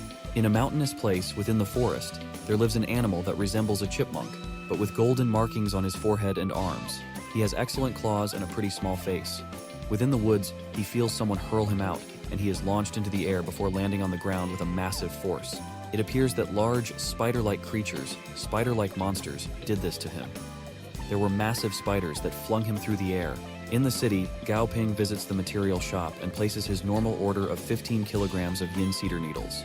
While all this is happening in an important forest a bit far away from the main city, GAO Ping is out shopping for materials and food for his familiars from the shop he frequents.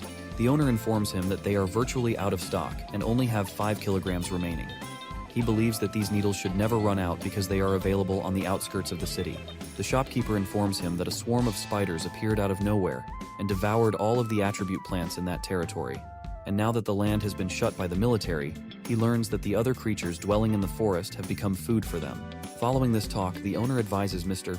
GAO to leave since he has some clients to attend to, and if there is anything more, he can just look around. GAO Ping believes that this is the first collaboration between the academy and the military, and the second is the security business that came up at his door. The rapid arrival of an unknown spider species has emerged. He believes that something major is about to happen. During all of this, Liu Shenlin contacts GAO Ping and inquires about the vicious gray devil spiders that live in the Black Ember Forest. He discovers that they are nasty gray devil spiders. After that, he arrives at the Blue Shield Protection Company building, where Mr. Liu rushes to him and informs him of an urgent problem. So, to provide him with information, he informs him that these spiders have attacked many resource locations, prompting the government to summon several protection firms as well as commercial organizations to do a study on these spiders and their habitats. He informs him that their firm has also accepted this duty, and that they are going to go live in 3 days, and that they would appreciate it if he could take care of certain devil mantises before they begin their mission. GAO Ping wants to see how the scenario plays out first, and Mr. Liu hopes he can give his all since it is critical to the firm. It is partly due to the fact that monsters have evolved significantly in recent years. Mr. Liu goes on to describe how monster development has been disturbing the government, and how they have realized they cannot battle it alone. They get to the location where they've housed the mantises. Mr. Liu says they will provide enough helpers to support him as long as the results are good. GAO Ping promised the management that he would not let him down. He goes to the chamber with the mantises and stares at them. Manager Liu stares at GAO Ping through the glass, and a person behind him wonders what is going on. To which he responds that GAO Ping is simply looking around and touching things as if he is shopping or something. He's a little concerned because GAO Ping barely looks 20 and wonders whether he can really do it. Mr. Liu becomes enraged when he hears his staff say such things. He advises him to stop talking if he doesn't have anything decent to say. Mr. Liu believes that his entire career is dependent on GAO Ping, and he hopes that GAO Ping proves to be as talented as his uncle claims. Gao Ping now notices that there are 10 mantises that are the largest in size. He tells them that he wants the first 8 mantises from the first row, the 4th mantis from the 4th row, and the 7th mantis from the 4th and 7th mantis. He continues to give a list, and he asks them to prepare a laboratory of 10 sets of primary level insect enhancers for wood attributes. Crystal nuclei star steel powder with perilla leaf powder, perilla flower leaf. Hearing this, Mr. Liu rushes to prepare the material according to Gao Ping, and within 10 minutes, he has exactly picked 10 of the best devil mantises in the firm from hundreds of familiars. Mr. Liu realizes that at this speed and accuracy, he is definitely an intermediate level monster breeder, and he's no way slower than those newly promoted advanced level monster breeders. He is very happy and satisfied with Gao Ping's work, and a terrifying thing about Gao Ping is that he's not even 20 years old, but he's still extremely talented with the work he's doing. Soon the workers shift all the materials he has demanded and present them to him. Mr. Liu is seen praising Gao Ping, and they learn that the mantis has developed into a Commander Tier 4 winged jade devil mantis, with evolution to perfection. He believes that Gao Ping is truly something as if he is a treasure. Gao Ping now has a stopwatch, and it starts with DAZI sprinting. Gao Ping is there with DAZI, and he is testing how fast DAZI has become through a short sprint. After some 7 seconds, he gets to know that DAZI is 0.4 seconds faster than the last time. He is very happy about DAZI and treats him to his favorite mealworm, which DAZI also enjoys. There are people laughing at him while he was practicing with DAZI, and some students made fun of him, claiming that Gao Ping was fooling around here during his training. Gao Ping then realizes, as he takes a look at the actions of the instructors, that the instructors are only good to the students who are hard-working, but have no intention of giving any instructions to the bad ones. He thinks this while he is looking at the instructor who is having a conversation with another good student. While he is busy in his thoughts, a girl from behind calls him. She is tall, she has hairs that come up to her brows making them fringe. She praises him for having trained his familiar really well and introduces herself as his classmate, Mu Tiaying. The charming guy is shocked that she is so tall. If she were a boy, that would make her appear extremely macho, and he thanks her for the praise. After that, the pretty-haired girl asks him to perform in a group with him. Gao Ping asks why he should group up with her. She informs him that other students are not capable enough, and that points will be granted based on group performance. On the other hand, she feels that Gao Ping is a wonderful partner, and so wishes to group up with him. Gao Ping asks about her familiarity when she is a little uncomfortable, and puts her fingers into her mouth and takes out a lotus seed from her mouth. She places him on the ground and it transforms into a rhino-like creature, which she calls her lotus seed. Gao Ping and DAZI are both astounded by the size of the rhino, and they decide to form a group. However, before they do, the girl informs him that Lotus Seed is really very timid. She used to make way for monsters who were dozens of times smaller than her, but she is more fit to be a defender now. Gao Ping believes that teaming up with her won't be too difficult because 2 of them are at perfect grades, and the rhinoceros is one of them. DAZI is evolving towards a poison-type attack familiar, so having a defender familiar with the group would be ideal. There are quite familiar monsters here, but 99% of them are normal monsters. The pretty tall girl believes it is impossible, and begins to depart after realizing that Gao Ping is taking too long and is hesitant to accept her offer. As she was walking away, Gao Ping called her from behind and said that she had accepted their request to work together. He also said that being kind wasn't an issue and that she could still instruct her later. He acknowledges that conversing with such slackers is draining, but as long as they are doing it, it's okay. When she sees Gao Ping accept her offer, she is overjoyed and gives him a firm handshake. Everyone is gathered in the wide area that runs around the edge of the Black Ember Forest, which is encircled by enormous spiders. Mr. Liu is shown talking to a very lovely woman and stating that these gray devil spiders are terrified of fire based on the most recent information. This time, Captain Song turns out to be the attractive woman he was speaking with before, but the spiders are unaware that their squad specializes in fire attributes. She is quite certain that the devil mantis is a forest killer and will finish the assignment first, as seen by her extremely pleased grin. Monster breeders from private organizations talk among themselves about the possibility that they will fight for the mission rewards on that particular day, which will drain their energy before the mission is completed. According to Captain Song, the manager conveys that there is no rush and that everything should be seen in due time. Since there is no opposition and they claim that they should first offer fire suppression, the army leader declares that the machine should start firing. Everyone focuses on the direction at 3 o'clock, and they have begun shooting. When the missile tank arrives and begins firing through the flames, do spiders attempt to retaliate? Mr. Liu believes that they still have the ability to expose their flesh and attempt to frighten them despite all of the fire, which you can describe as a profound adoration. Mr. Liu is aware that the purpose of these fire formations is not only to frighten people, but also to weaken the monsters, which would greatly benefit the government.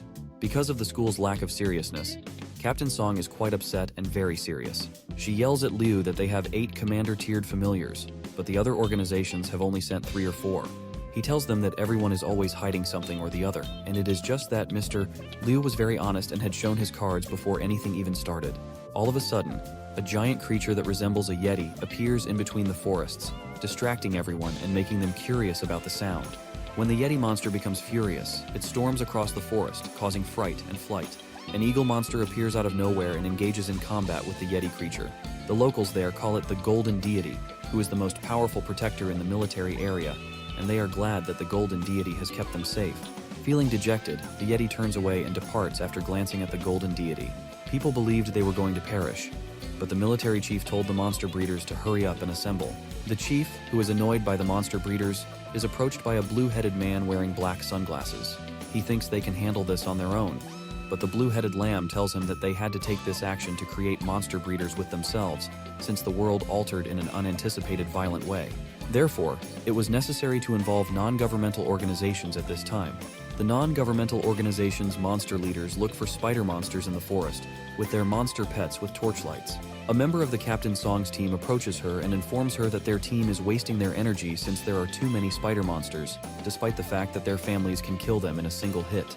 In order to maintain the formation and advance it, they rearrange the familiars' formations, placing the defense familiars in the front, the support familiars in the middle, and the offense familiars last. Spiders are seen approaching them, and the thorny flower demon is told to use his thorny armor. Captain Song to send the fire, and the hamster, who looks like a creature, spits fire out of his mouth. Captain Song's team realizes that they have defeated 3 spiders in a short period of time with less energy. They hear a noise and move in that direction, which indicates that even though the monsters are in the same configuration, they recognize that the spider monster has to be fought because it has little power and is simply used to reduce springs. Everyone thinks they will prevail if the monster doesn't attack at all. Mr. Liu tells the attackers to target its eyes while the others go for its legs, ensuring that if everyone trusts him, the pay will be distributed fairly. When the fighters hear this, they begin working the attack in the same manner as they ordered, increasing the attack's visibility. When the broodmother begins acting strangely, Captain Song notices that the crystal film that shields the mother's eyes is now down and feels quite uneasy about it. They all quickly come to understand that the broodmother was not genuinely weak, but rather that she was going through an evolutionary process, and as a result, everyone now experiences physical and auditory suffering due to the emissions from the broodmother's body. The soldiers and other officers were discussing how late it was and why no one had returned when they noticed that someone was approaching. They were all afraid of who it might be, so the army chief and the soldiers ordered them to take their places and get ready for battle. Mr. Liu, who is on the mantle, yells that it's him and that they shouldn't fire on him. The army rushes to him as he hits the ground and inquires as to why they are returning alone and what has become of the others. Coughing, he pauses to inquire as to whether the authorities sent them there with the intention of killing them. Additionally, he claims that a female spider with less combat prowess had developed into the Lord tier there.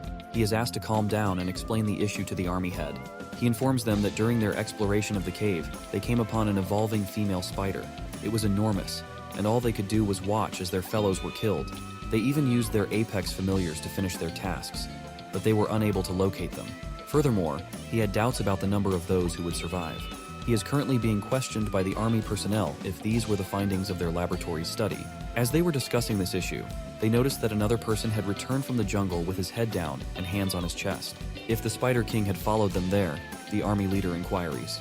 After leaving the area, the man responds that he is unaware of it because they took separate ways to get away. They learn that Lao Li has returned as well. Lao Li apologizes profusely for not being able to defend Dali and Ah Ling. They talk among themselves about how they would have discovered the Spider King sooner, strengthened it, and trained it if they had only known that it was changing into a Lord-tier monster. However, they realize that it is worthless and that they no longer need to be concerned about it because the Spider King's development has failed. GAO Ping and DAZI are together on the training pitch. DAZI is being trained by GAO Ping.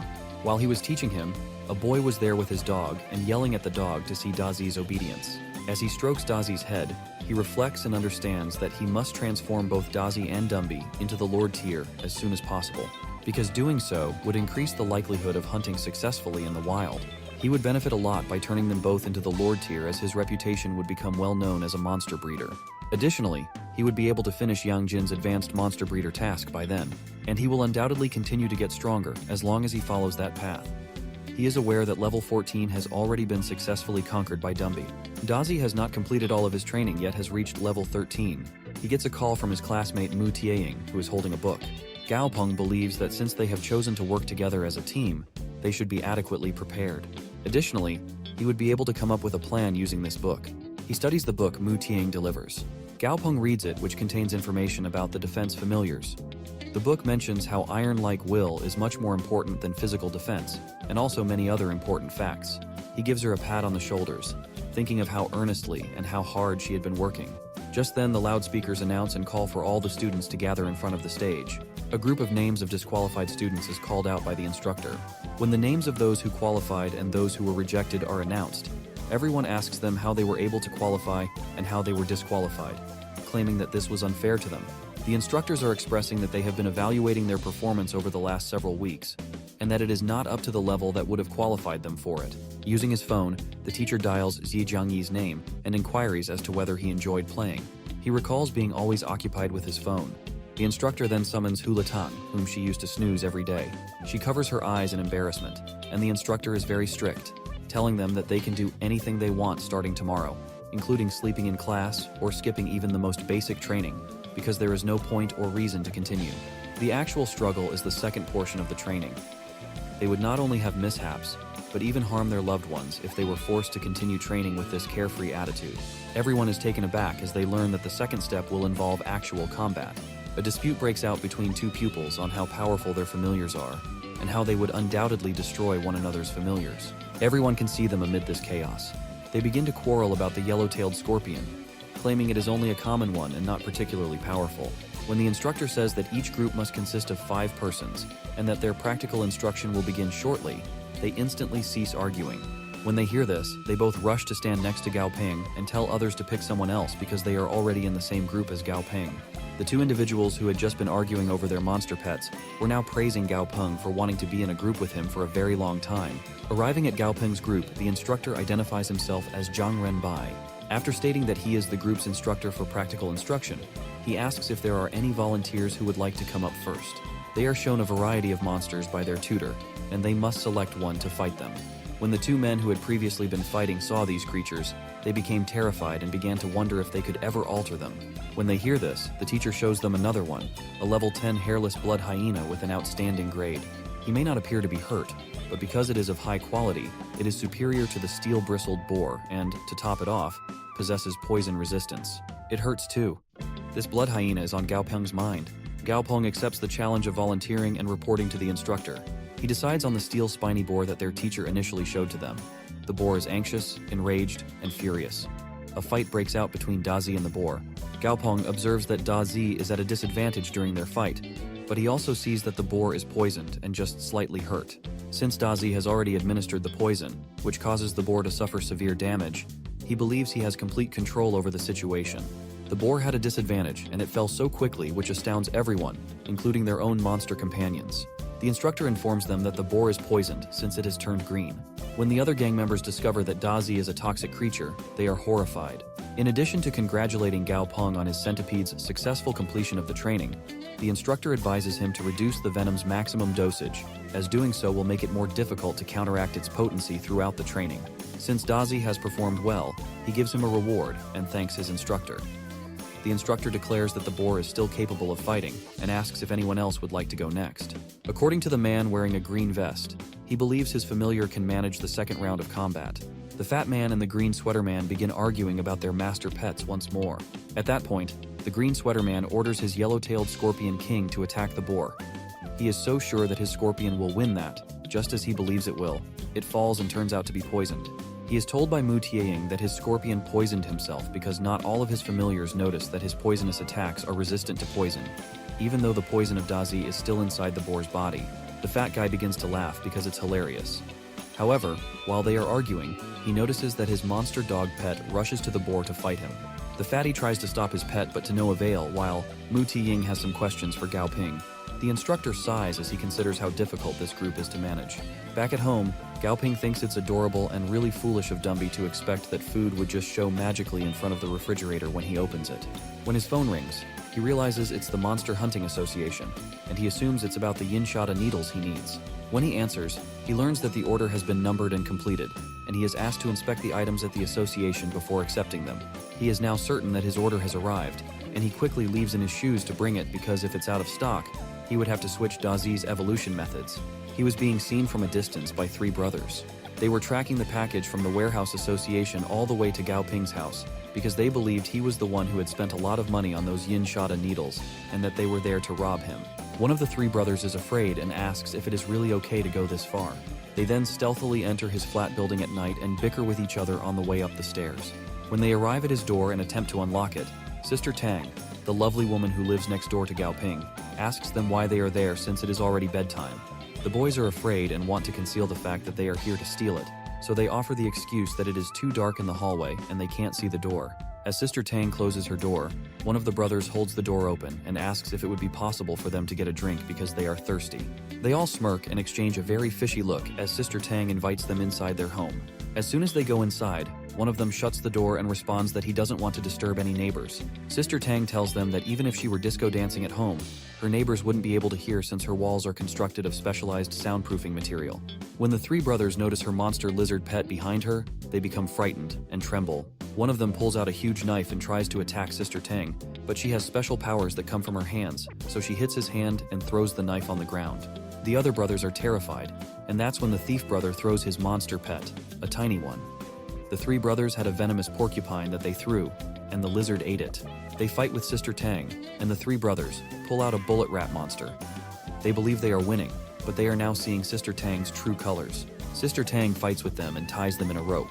She later calls Lao Qi and asks him to send some people to her place because she has 3 volunteers ready for them, and he will protect the border until the end. At school, the group gathers again where they see a water bear for the first time, which has a very special characteristic called cryptobiosis. This means that the water bear's metabolic rate will fall to extremely low levels, and GAO Ping believes that in order to contemplate acquiring a 3rd familiar, he should aim to secure a contract with a water bear. Despite the fact that this type of familiar has a strong self-protective mechanism, it does not cooperate with DAZI and Dumby, so he decides to forget it. Mu Taing's pet monster is now fighting with the boar.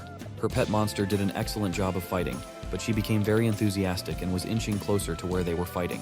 This is not safe because she might hurt herself during the fight while she is nearby. Thus, the instructor tells her to calm down and return while such a massive familiar is battling.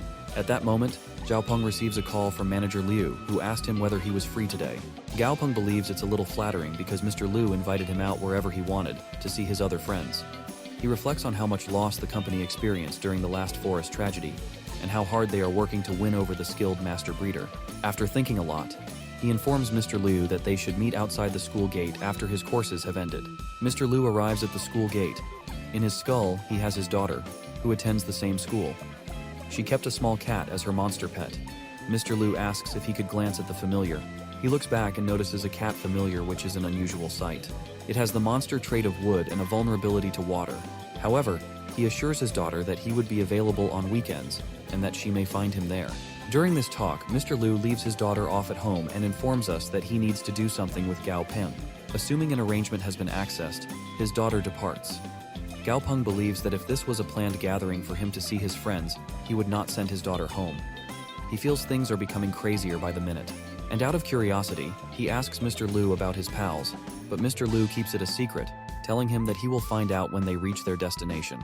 They arrive at a magnificent location that has been furnished with a landscape garden. GAO Ping glances around and concludes that the buddies Mr. Liu is talking about are not as easy as he believes. They enter a large room that already includes 5 individuals, excluding them both. Mr. Liu brings GAO Ping to Captain Song and Captain Jiang Gu. Looking at GAO Ping, Captain Jiang Gu comments that he did not anticipate a youngster like GAO Ping to be acquired here. Everyone in the room represented the Monster Hunter squad. Everyone staring at GAO Ping made him feel quite uncomfortable. While they were going to settle down, Captain Jiang Gu inquired about GAO Ping's health. Captain Song stops and urges him to stop scaring GAO Ping because she doesn't want to destroy her image by harassing a pupil. To calm the situation, Mr. Liu tells them that it was his fault for not informing GAO Ping about the Monster Hunter team's existence. Captain Jiang Gu invites GAO Ping to join him for a drink and mentions that he wants to counsel him on something. The others invite him to join them, but it turns out they are only there to learn from GAO Ping. He detects rage in their remarks, and it is clear to him that this is not an ordinary lunch. With all his thoughts, Mr. Liu hands him a drink that appears dubious. Mr. Jiang Gu lays down his chopsticks and says he wants to be honest with GAO Ping. He compliments Gao Ping on his exceptional abilities and wonders if he's as excellent as everyone says. Gao Ping informs him that if they want his assistance, they may contact their firm. But Captain Gu disputes this, claiming that if he is friends with Mr. Liu, he is also friends with him, and friends are never distant. They believe Gao Ping is unsophisticated, while Captain Song asks that Gao Ping look at some familiars she possesses. He was now certain that they were not just looking for a meal, but also to have him look at familiars and assist them. After a lot of thought, he attempts to politely refuse their offer, claiming that his talents are just inadequate, and that he will be unable to endure the duties and even mishaps. With this, Mr. Liu offers to send Gao Ping back, but he has already ordered a cab. Everyone was unhappy with him when he departed, but they tried to ignore it because he was a child. Mr. Liu becomes aware that everyone is dissatisfied and that he has angered both parties. The others go back to eat, and Mr. Jianggu shows up. He says that since he has helped in souring Gao Ping's relationship with other groups, the debt he had from the Dark Ember Forest is now repaid. Mr. Liu says that since they are friends, they should continue helping each other out. Captain Jianggu does not agree, and says they have no more karmic debt between them, since he has already repaid the debt he owes Liu. Captain Jianggu knows that Mr. Liu had tried to trick Gao Ping, and does not want that to happen to him as well. After Gao Ping reaches home, DAZI glances at him switching on the television. He sees that the Blue Magic Monster Familiar Gene Enhancement Serum was discovered to have negative side effects, resulting in numerous malignant mutations in Japan. The United Dragons Group announced the recall of the enhancement serum and stated that anyone who purchased it may return it and receive a full refund minus the service charge. He discovers that the scientists are demonstrating how uncontrolled the enhancement is and how they want everyone to oppose it. Mr. Liu calls Gao Ping and apologizes, saying he should have warned him about them previously. While Mr. Liu was discussing how the captains had upset both of them, Gao Ping hung up the phone without letting him finish. He actually does not blame anyone for making him seem foolish, but he undoubtedly blames himself for not having enough strength. And for the time being, he can do nothing but act according to the rules. Meanwhile, on the news, they are announcing that the first Yangcheng City Dog King competence contest ended successfully yesterday, and the participants in the competition came from Yangcheng Rongcheng and Pengcheng. 21-year-old genius monster breeder Han Ning had won the championships as the first Yangcheng Dog King. As reported, Han Ning was still a college student, a junior at the Yangcheng Institute of Technology. Gao Ping realizes that in only 3 years, Han Ning had trained his familiar to reach the commander level and perfect grade, and must be one of the top monster trainers. However, he also knows that it will not take long for him to catch up. Over in the Fei Peng familiar studio, he has concocted a mixture of various materials and has also brought along Dumby. After putting it through a food processor and mixing it with some other chemicals, he hands it over to Dumby, telling him to drink this medicine.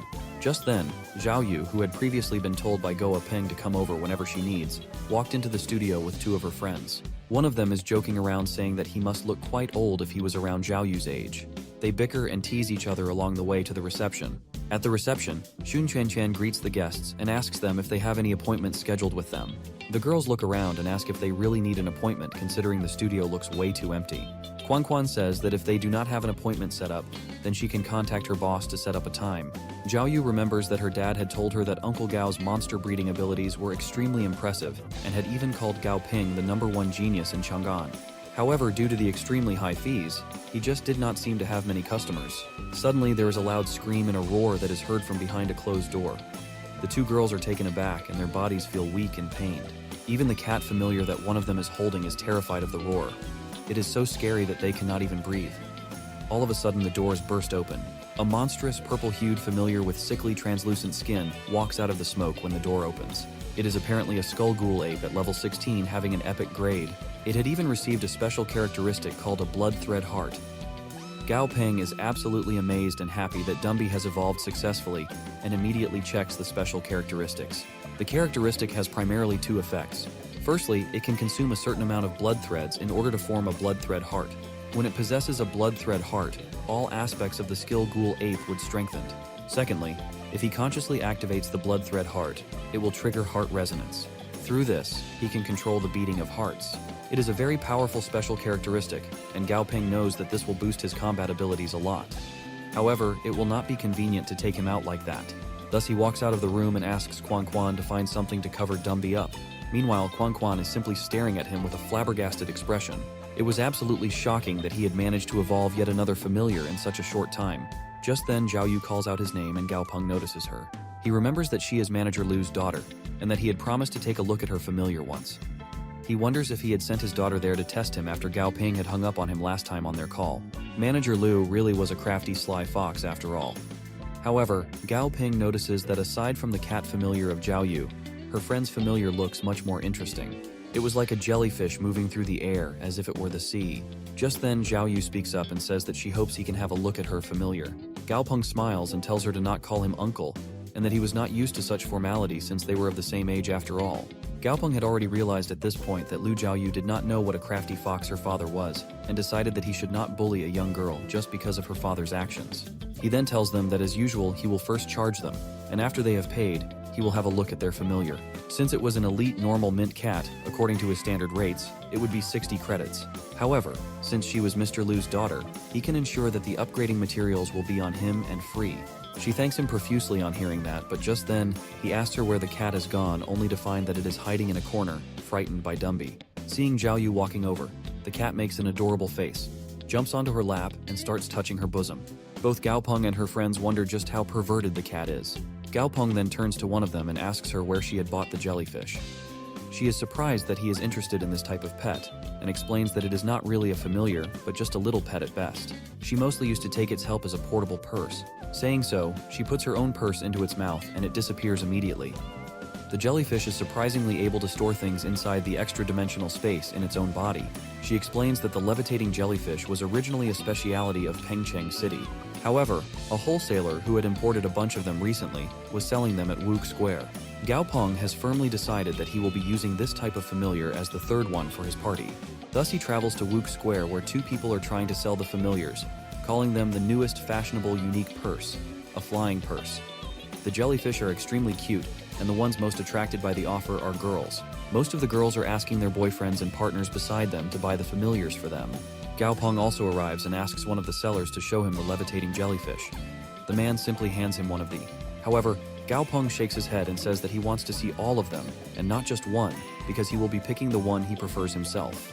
The seller leads him inside a big building and shows him a lot of caged levitating jellyfish. He says that according to the materials, during the cataclysm, a group of jellyfish were infected and mutated by space power. Over the next few years, they settled and thrived in that area. Later, because the other monsters were preying on them, they had almost gone extinct. GAO Ping realizes that the species might even be the weakest space monster. The seller agrees, saying that although it is a space monster, other than floating in the air and opening a small extra-dimensional space inside its body, the levitating jellyfish is incapable of attacking, and if it was not pretty or looked distasteful, it would have already gone extinct long back. GAO Ping realizes that even being distasteful was a part of its luck, because it would have been devoured by the masses otherwise. Looking around, he finally finds a jellyfish that catches his interest and feels much different from the rest. The others are just floating around quietly, but that one seemed the most active. He asks the seller how much he will take for that specific fish. The seller smiles, saying he has a good eyes, and explains that that fish was a rare mutant breed and was a perfect grade levitating jellyfish kind with a speed mutation. Thus, he proposes selling it at 100 alliance credits. GAO Ping smiles and states that honesty is important in business, and calling it a jellyfish just because of a little mutation was just exaggeration. He says that he will give 50 alliance credits for the jellyfish. The seller immediately accepts it and says that since he sees a fellow businessman in GAO Ping, he will discount it for him. GAO Ping just wonders how shameless he is that he did not even hesitate, and realizes that the seller would earn something even if the jellyfish sold at 50. The seller tells him to let any friends know if they want to buy jellyfish, and that he will give them a discount if they are referred by him. GAO Ping smiles at the greedy nature, but does not regret, as he had gained a lot from this trip. His team of familiars would finally be complete with the addition of this jellyfish. Looking at the jellyfish as he brings him back home, he wonders if he should name it Silly. Back at home, he opens the door and DAZI excitedly gets up from the floor, eager to see GAO Ping. Meanwhile, GAO Ping introduces the jellyfish as the newest member of their family, absolutely shocking DAZI.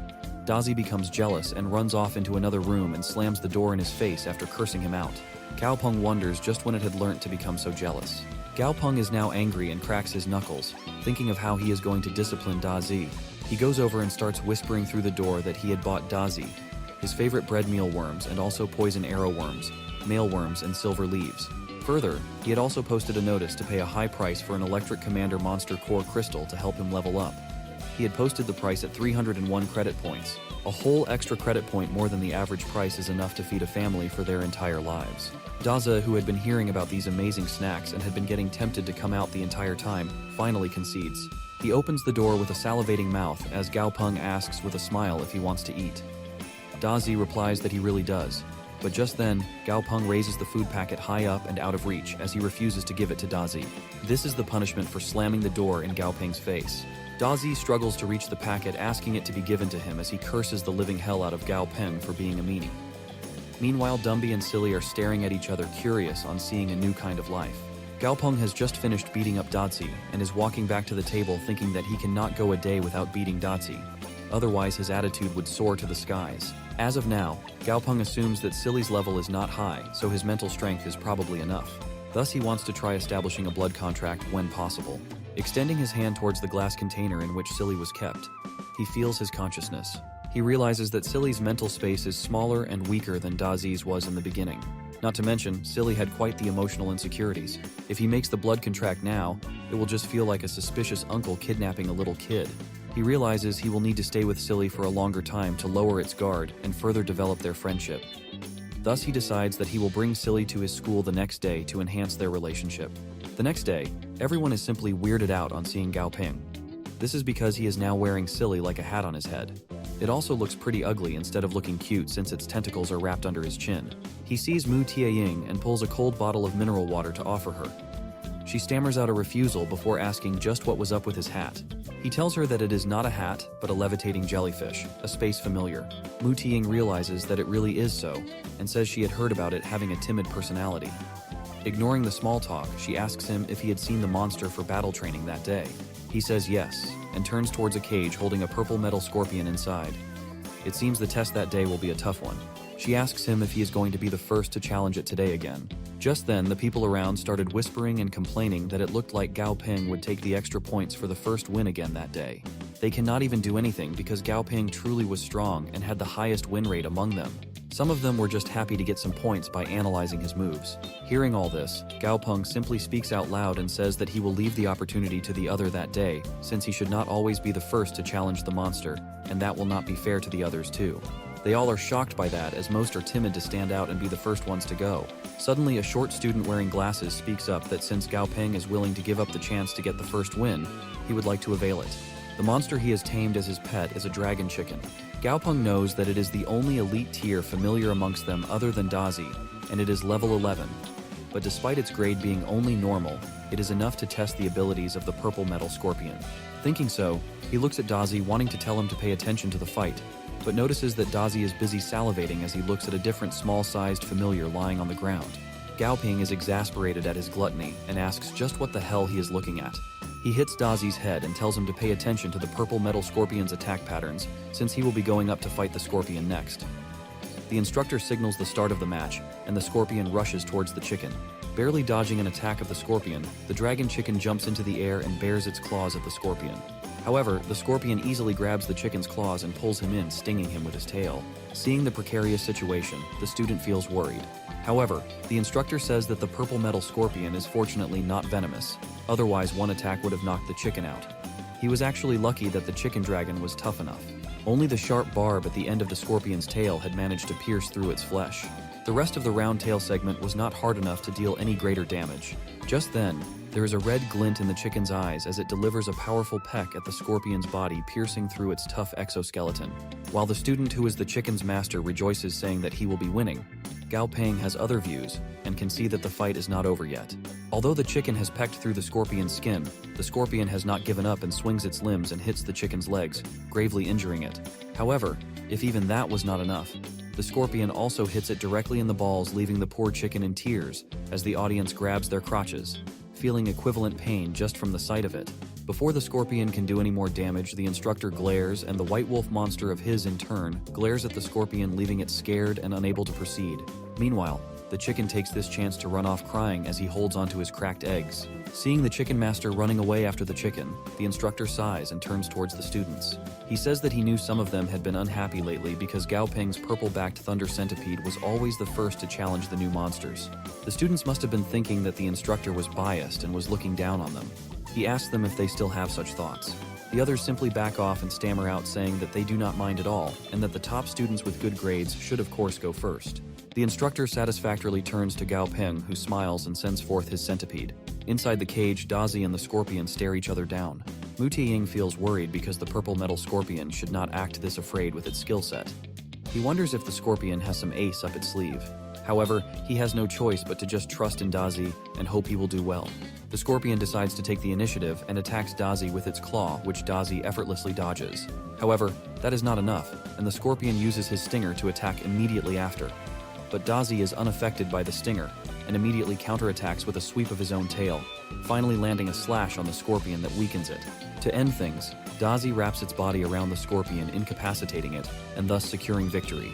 Mu Tieying is fascinated by GAO Peng's familiar, and also his faith in it, because even though DAZI had been in a dangerous spot for a moment there, GAO Peng had not been worried in the least.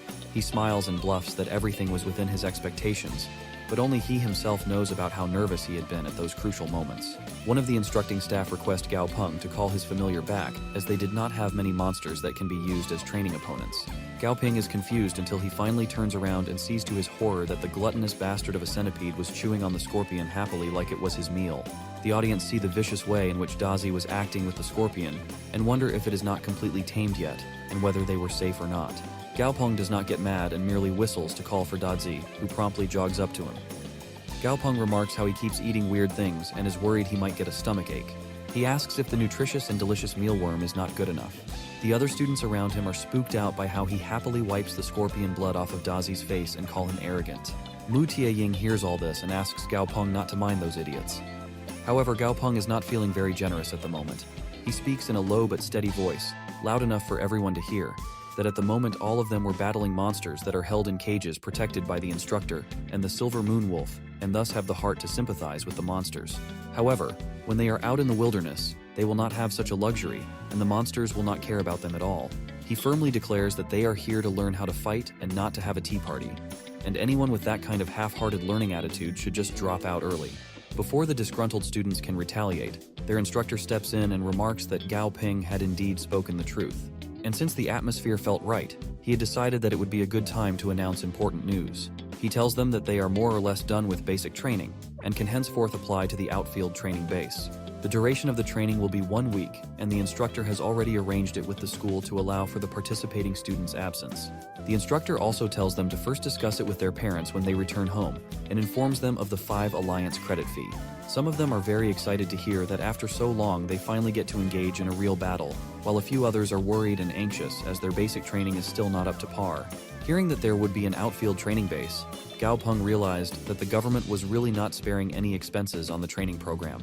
Some of the students, however, are a bit taken aback by the fee requirement and ask if they cannot attend the training for free. The instructor tells them that they can simply choose not to go, or they can look for a privately owned outfield training base. Students with more experience tell the others that privately owned training bases cost 20 whole credits for a mere week of training, and that is just the entrance fee. It has to be topped up later to use various equipment. The students who hear this feel a bit down and decide that they will have to just borrow some from their parents after all. The instructor sees their faces and gives them further information that other than paying on their own, there is another way. That is to sign a contract with the military where all their training fee will be covered by the Alliance military in exchange for the students having to serve in the military for 8 years, after which they can freely leave. In case the contractee manages to get into military school too, then the time they spend studying in military school will count towards the 8 years. As they hear this, Mu Tieying remarks that although 5 credits is not a big sum, it definitely was not a small one either, especially for the average family. GAO Peng calls the government smart because the students are not forced but given a choice to pay or serve in the military. But either way, in the end, it will be the government who benefits. The instructor then announces one last important fact: if they apply, then they will need to get death insurance as well. One of the students raises her hand and asks if she will die getting it. The instructor smiles and explains that if they sign up for death insurance, it does not mean that they will die, but if they continue to maintain that level of intelligence henceforth, then they probably will. He explains that a monster trainer cadet's college examinations are different from other examinations, so it is best that they all make the best out of this special training opportunity. As everyone is discussing future actions to take, Mu Tieying bumps fists with GAO Peng as they decide to go there together the next day. A bus carrying the students who decided to participate in the outfield training is speeding down a dirt path escorted by a jeep. The different students are busy doing their own things, mostly admiring the beauty of the mountains and the various flowers and families available in the wild. All of a sudden, the bus screeches and the students experience a jerk as they fail to keep their balance. The driver just smiles, looks back, and apologizes for not seeing a stone on the road and applying sudden brakes. He thinks that, unlike the others, GAO Ping is unaffected by this, but feels a bit annoyed that the old man was pulling such tricks because the students were being noisy. He remembers how he had gone to talk with Sister Tang that morning regarding his trip, but she was nowhere to be found. He had knocked on her door with no reply and had even tried calling her, but to no avail. He knows that she is not so weak that anything serious will have happened to her, so he guesses it might be related to the secret that she could not tell him about. Suddenly the bus jerks to a stop again, and this time the force is large enough to even disorient GAO Ping. When the students start cursing the driver again, he sincerely tells them that he is sorry, and it was not deliberate this time. Looking forward, they realize that they have finally reached the outfield training base. All they can see are huge mountains, but in the V-shaped valley formed between two small peaks lay the base. After walking out, they are lined up and stand close to each other. An army lieutenant informs them that the valley behind him is their outfield training base, where every inch of the valley has been swept clean. Thus, other than normal and elite tier monsters, there will be no traces of any commander tier monsters. Further, the ID watches that they have issued the students have GPS and emergency rescue facilities installed. The mission of the participants would be to survive inside for a week. There is no backing out once this training begins, otherwise it will be considered as forfeiting the entire training. One of the students asks if there are fixed supply points inside the training base. The lieutenant says that there are a few safe houses in the valley which are made out of a special metal, and only commander tier and higher monsters would be able to break through the safe house, and there will also be a certain amount of food in each safe house. Thus, it will not be entirely impossible for the inexperienced students to survive in the valley for 7 days, and will solely depend on how they choose to live. Once it is time, the gates are opened, and they all step in through it, going into the wilderness. The instructors shout through loud microphones and tell them to hurry up and not to worry, because even if they get eaten by monsters, the soldiers will be able to find them using the GPS and the watch. What would even be left of them if they were found after being eaten? Sigh. While everyone rushes to head deeper into the forest, GAO Ping is staring at a bird on the branch of a tree when Mu Tianying approaches him to ask what he is up to. He looks up and points to the sparrow.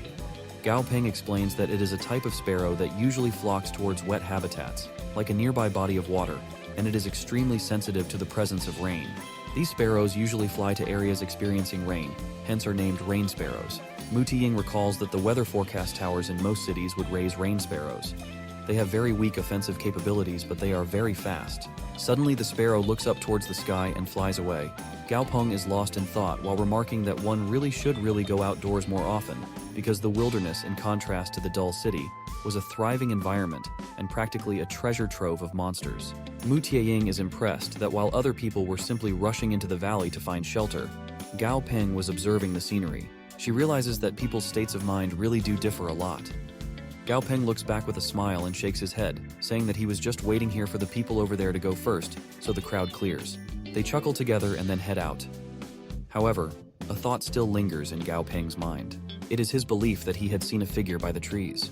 Ignoring that, the first day passes fast as GAO Ping and Mu Tianying spend time together exploring the wilderness near the entrance and finding various interesting familiar species. Suddenly she spots a metal hut camouflage in green at a distance. They assume it must be a safe house and thus head towards it. There were not many beds in the safe house, which essentially meant that the instructors did not want to flock them together in groups. GAO Ping explains that there are no commander tier monsters within the valley, and less than 5% of all the monsters there are elite tier. If students were allowed to even flock together, that would defeat the purpose of training itself. Observing things a bit more closely, he notices that each bed has 5 boxes of compressed biscuits and 10 bottles of mineral water. With careful rationing, the food and water given would definitely last a person for an entire week. This meant that the military had even taken the student's skill set into account. If they need to fight monsters and search for food at the same time, there would definitely be casualties. Turning back, GAO Ping is surprised to see Mu Tianying in a futuristic, cool-looking high-tech bodysuit, asking him if he was not going to change into them. Looking at his confusion, she explains that there are still some small mosquito species that are quite poisonous in the jungle, and being bitten by them will feel horrible. GAO Ping awkwardly smiles, looking at the suit again, and says that he is fine and he will just put on some medicinal herbs. Trying to divert the topic, he says that they should take a look around the area first. It would be best if they could hunt something down, since he does not want to eat only compressed biscuits for a week. Now that they have a safe house, they can use the lotus seed's original body size to clear the way. and whenever any problems arose, they could just return to the safe house to take refuge. She seems fascinated that he has thought so far ahead and eagerly follows him as they go out to hunt. He says that they will first search for a water source, as the area around it can be used as a natural hunting ground. Mu Tiying agrees, but soon complains that the fragrance of the flowers and the vegetation is just too thick. Not to mention it also carries a hint of the smell of decaying leaves, making her dizzy. She is about to lean into a tree for support, when GAO Ping grabs her hand and tells her to quietly tell Lotus Seed to ram into the nearby tree with as much power as possible. Although she does not notice anything special about the tree, she trusts GAO Ping's judgment and orders Lotus Seed to carry out the task. As if rams into the tree with full force, a tiny snake that had been camouflaged on a branch is revealed. It falls to the ground with a thud, surprising Mu Tiying, who wonders just what kind of a monster it was for it to have been able to camouflage so well. GAO Ping explains that it is a green tree snake is a green snake that can turn into a branch. The flesh of this type of snake contains trace amounts of poison that monsters can eat but humans cannot.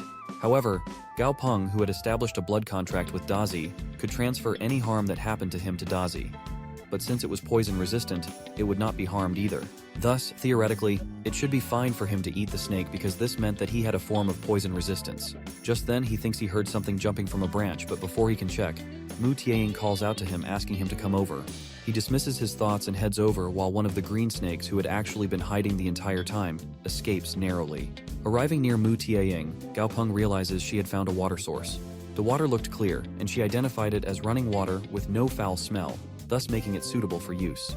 GAO Ping is pleased and says that as long as they have a clean water source, the probability of them surviving through the week will greatly increase. Just then, a small blue frog who is submerged in water spits at GAO Ping's legs. He is irked by the foul smell that emanates from the area on his trousers where the frog had spit. Analyzing the frog's characteristics, he comes to know that it is a green-skinned frog, of level 2 and of normal grade. Apparently, it likes spitting saliva at other animals but hates it when others spit at it. GAO Ping wondered just what kind of a crazy frog he had encountered since it liked spitting only when it was the one doing it. That aside, what other animal would even attempt something so pointless as spitting back in retaliation? Just when GAO Ping is trying to ignore the frog and is starting to think about how to cleanse the pond of water, the frog spits at him once more with almost a smile-like expression on its face. Pissed off at its attitude, GAO Ping spits back on the toad, feeling very proud of himself. He thinks he had given the toad a chance, but it did not cherish it. However, at that moment, the toad starts crying and croaking, kicking up a fuss. Suddenly, there is not just one, but many different croaks of hundreds of frogs in the pond. Mu Tiying turns to GAO Ping as she expresses her surprise at the sheer number of toads in there. However, GAO Ping does not have a moment to lose and immediately tells her to start running. He grabs her hand and rushes out of there before the toads can open their mouths and release their spits all at once. As they escape, Lotus Seed covers their rear due to his humongous body, and they finally make it to a safe distance away from the water. While they are out of breath and trying to lie down, she asks GAO Ping if they are safe. On receiving confirmation, she lets out a sigh of relief. She had never imagined a day would come when she would be scared of a group of frogs. GAO Ping tells her to never underestimate frogs. If there were only one or two, then there would be nothing to be afraid of, but there were at least 1,000 in that water body. After they grouped together, it would be hell for just about anyone who messed with them. After calming down a bit, they decide to calmly think and talk about their situation. To the north is a jungle, and behind it is the green-skinned frogs' territory. To the west is the direction of the valley's main gate, where there are fewer trees and hardly any large or threatening creatures. To the south was a dense jungle where they had spotted tracks of large carnivorous monsters. The thick trees make it difficult for Lotus Seeds to move there. To the east, there was a small slope. Going up the slope led to a wide grassland that showed signs of grazing, meaning mostly herbivorous creatures lived there. That is all the information they could gather that day.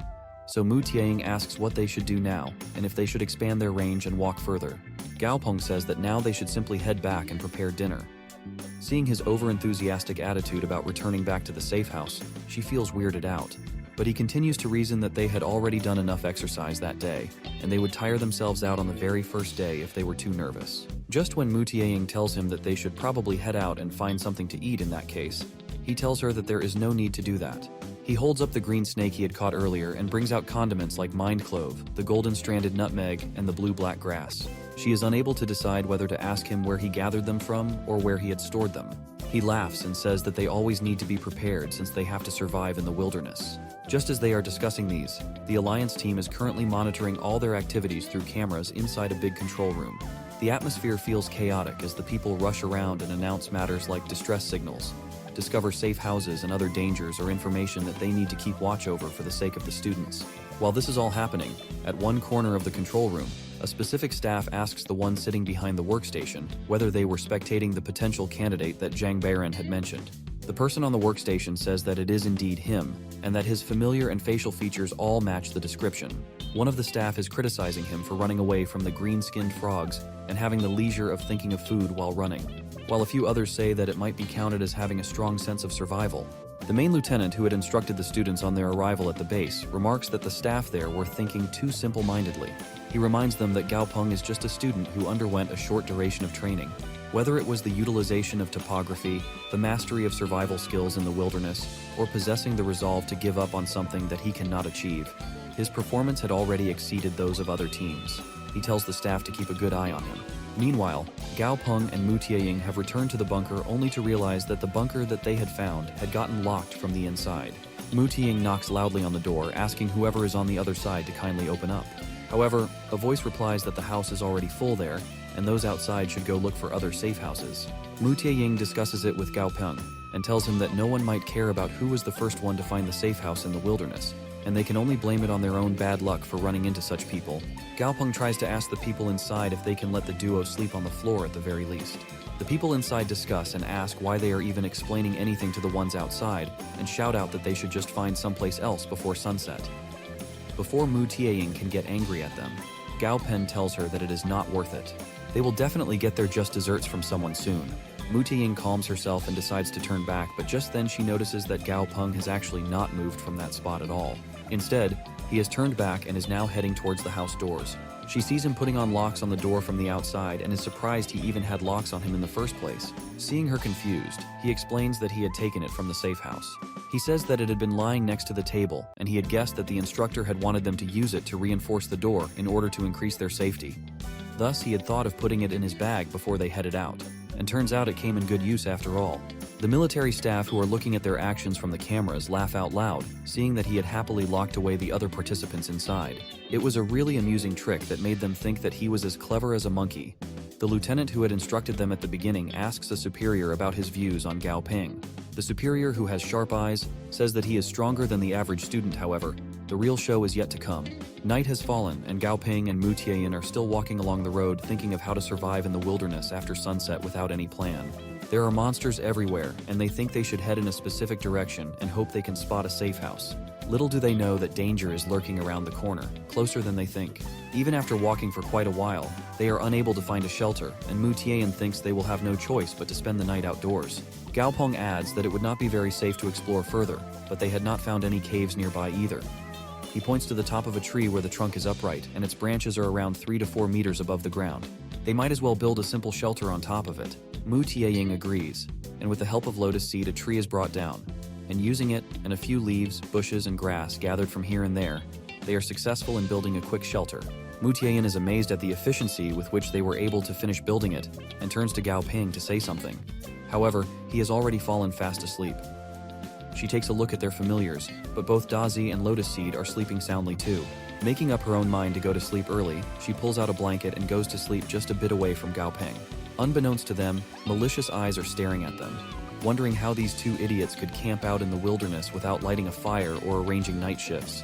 They belong to a lady with black hair and red eyes. She thinks that she should teach them a lesson since she was already there. However, before she can do anything, she senses a presence heading her way at a very fast pace. As the jet-black animal pounces across the deep woods, its eyes glow bright red, leaving a trail of disturbed underbrush behind it. This is no ordinary creature. It's a dark shadow panther, its presence radiating an aura of menace.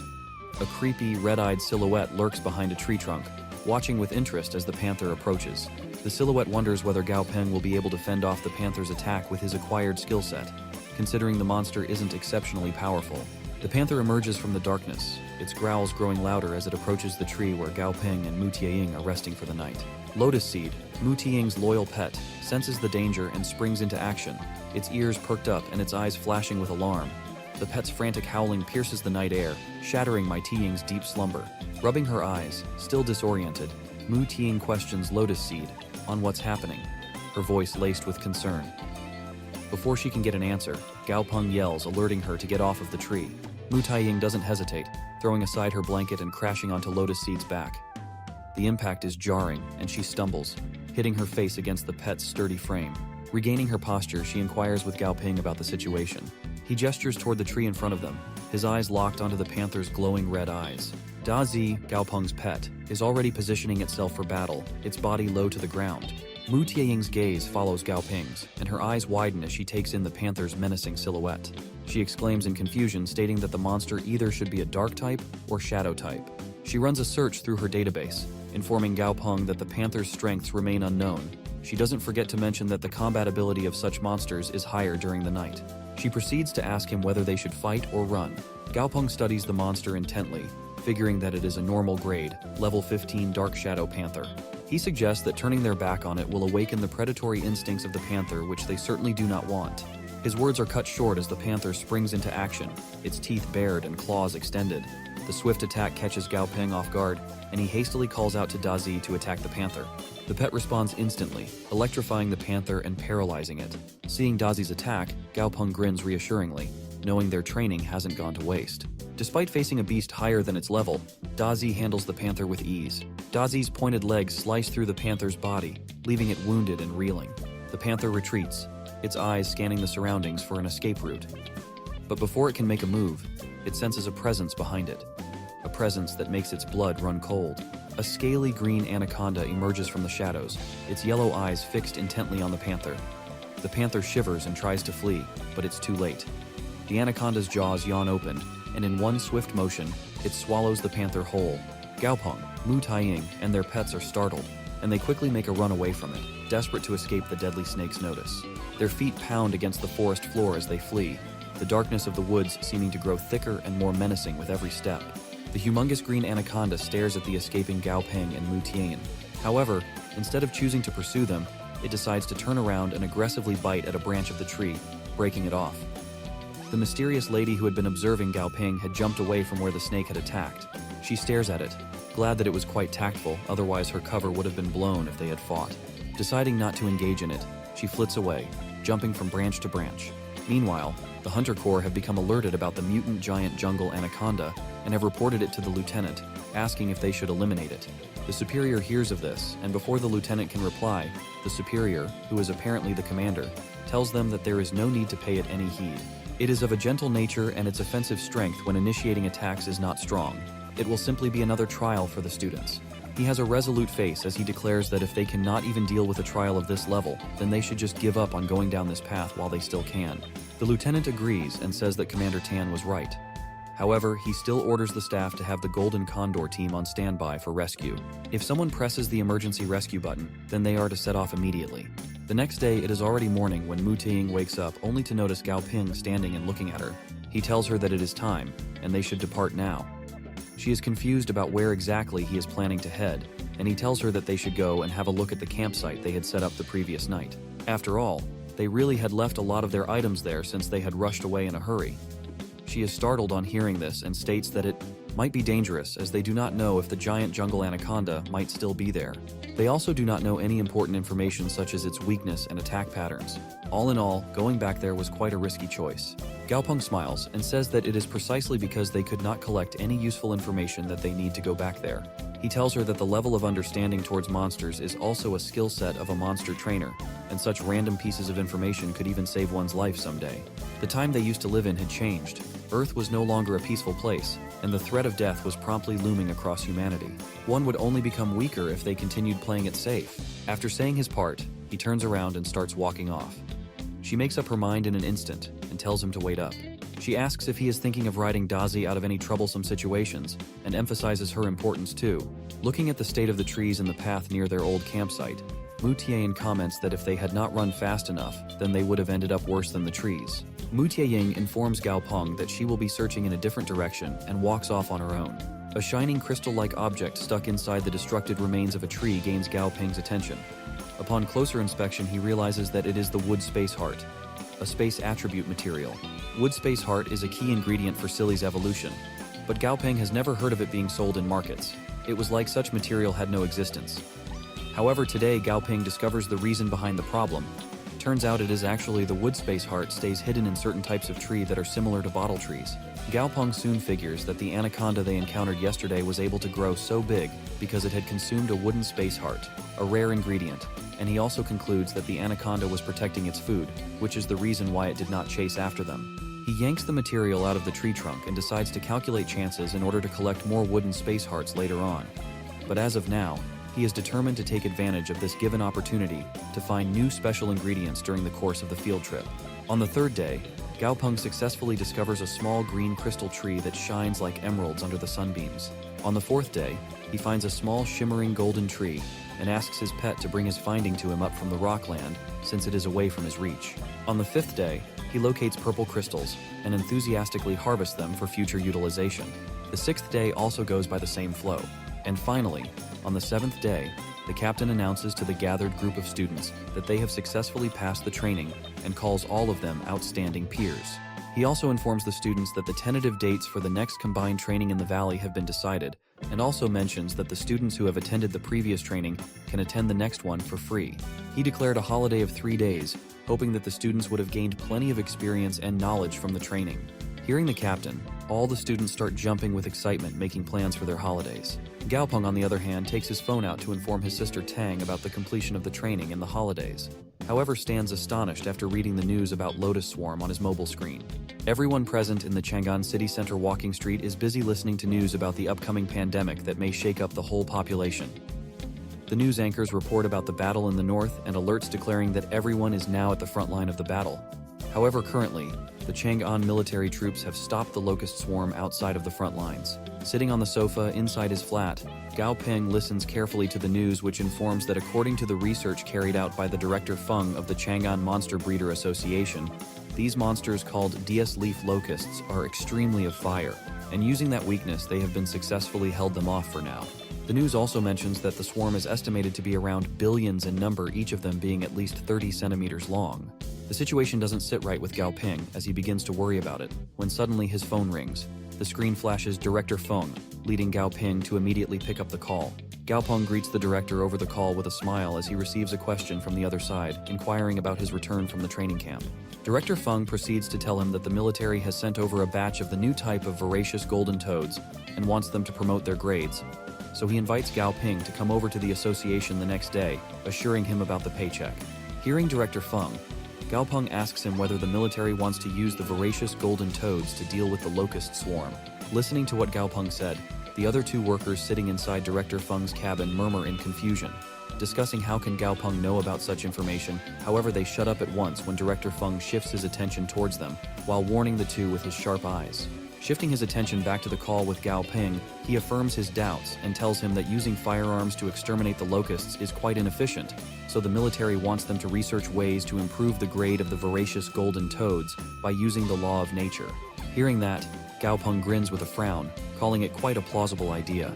Director Feng inquires about GAO Ping's interest in this paid partnership. He also lands a bait saying that the remuneration is negotiable, which catches GAO Ping's attention as he agrees, asking Director Feng if it is possible to change the remuneration to a commander-tier electric-type monster core crystal. Feng answers honestly, telling him that such activities are prohibited. However, he has connections in the military, so it shall not be a problem. Listening to this, GAO Ping enthusiastically promises to see him at the association the next day. In the next morning, GAO Ping enters the association, waiting in the ground hall when suddenly Director Feng gives him a call from behind and begins escorting him towards the lift.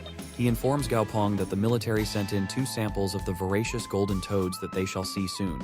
The receptionists gossip about the young man in front of them, whom Director Feng himself came to greet, thus considering GAO Ping to be the son of some leader. Inside the lift, GAO Ping notices the eye bags underneath Director Feng's eyes and asks if he stayed awake the whole night, to which Feng nods in agreement and expresses his frustration, stating that despite staying awake most of the night in order to research the toads, he is unable to make heads or tails of them. When they reach the BIV floor, GAO Ping is left speechless by the vast space while Director Feng welcomes him to their workplace.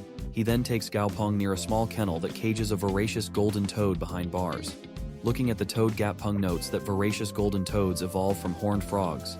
They have terrifying jump abilities and are of earth attributes. An employee researcher calls GAO Ping, earning his attention. He provides him with fennel-scented grilled locust skewers and politely requests him to feed the toad, as this is the voracious golden toad's favorite dish. However, the employee researcher and director Feng are left amused when GAO Ping picks up the skewers and stuffs the grilled locusts in his mouth as he begins praising the sauces used in making grilled skewers while devouring the locusts as if it is a feast. The toad in the cage croaks angrily on seeing GAO Ping taking a bite out of the skewer. GAO Ping calmly chuckles and says he was just taste testing it before feeding it to him.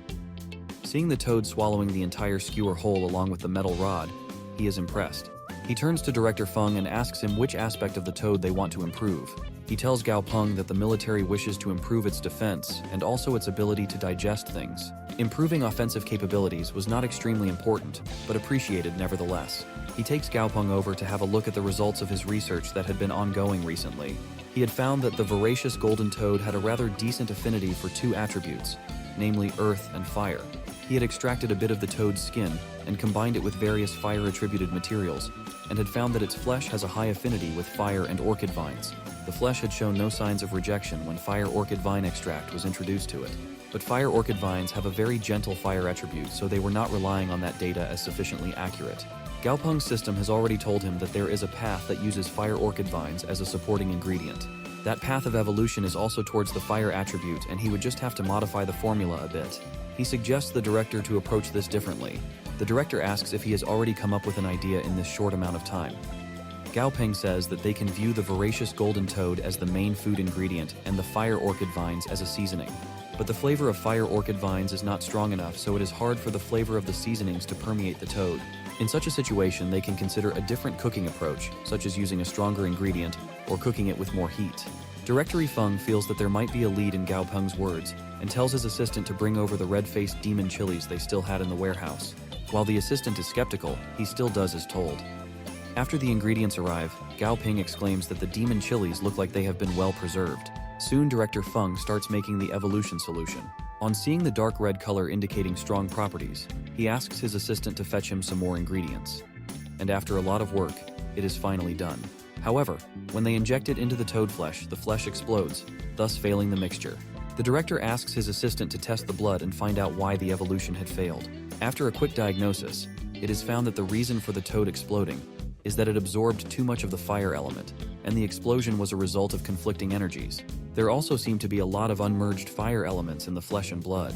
The assistant tries to say that based on the results of previous experiments, there could have been a chance for success if they had simply adjusted the formula and the amount of materials used. In this case, if the energies are conflicting with one another, then it means that they did not merge with each other at all, which means that the experiment can be declared a total failure. The director says that it is still too early to decide whether this method was incorrect or not, and that they should do a few more experiments and collect more data. When the assistant tries to refute again, the director tells him to just bring another set of ingredients and not be stubborn. Even during the second and third experiments, the formula simply results in a failure. The other researchers in the room think that there is either something wrong with the formula or that what the assistant was trying to say was true. It is at this moment that GAO Ping steps in and tells the director that they have already tried so many ingredients that ended in failure. This prompts him to believe that using the devil chilies as the sole main ingredient is insufficient, and they should probably add another ingredient. While it is a bold idea, GAO Ping tells him that since he has believed in him once, it should be alright to believe in him one more time too. Director Feng wonders just what GAO Ping plans to use as the other main ingredient. GAO Ping smiles and states the name of black soft soil. It is an earth attribute soil material that has the properties of dampness and is of yin nature. He says that they can have the voracious golden toad consume it in order to protect its internal organs.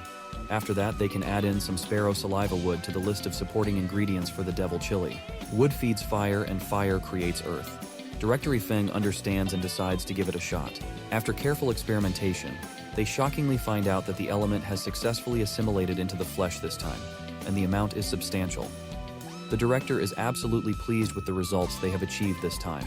GAO Ping states that they should probably proceed with the life testing.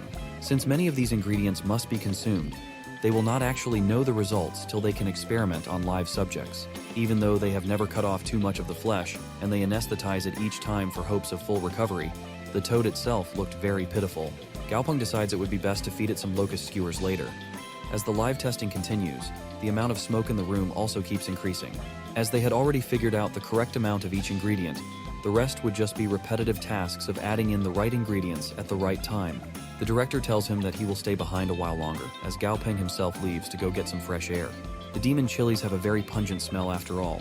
He hoped he was acting natural enough for them not to have noticed that he already knew the formula based on the suggestions he had given them. The formula was actually being tested under Director Feng's name, yet he knows he needs to be careful because it would be a pain if someone with ill intentions found out his secret. This is the first research experiment conducted on the voracious golden toad, so there would be no explanation as to why a normal high school student like him knew the formula before they had even started. Just then, red fumes emerge from inside the laboratory and a person rushes out coughing heavily. GAO Ping turns back and realizes that it has been a success. The staff believe that due to the fire attribute, the toad has gained dual attributes of fire and earth. GAO Ping shakes his head silently in disapproval.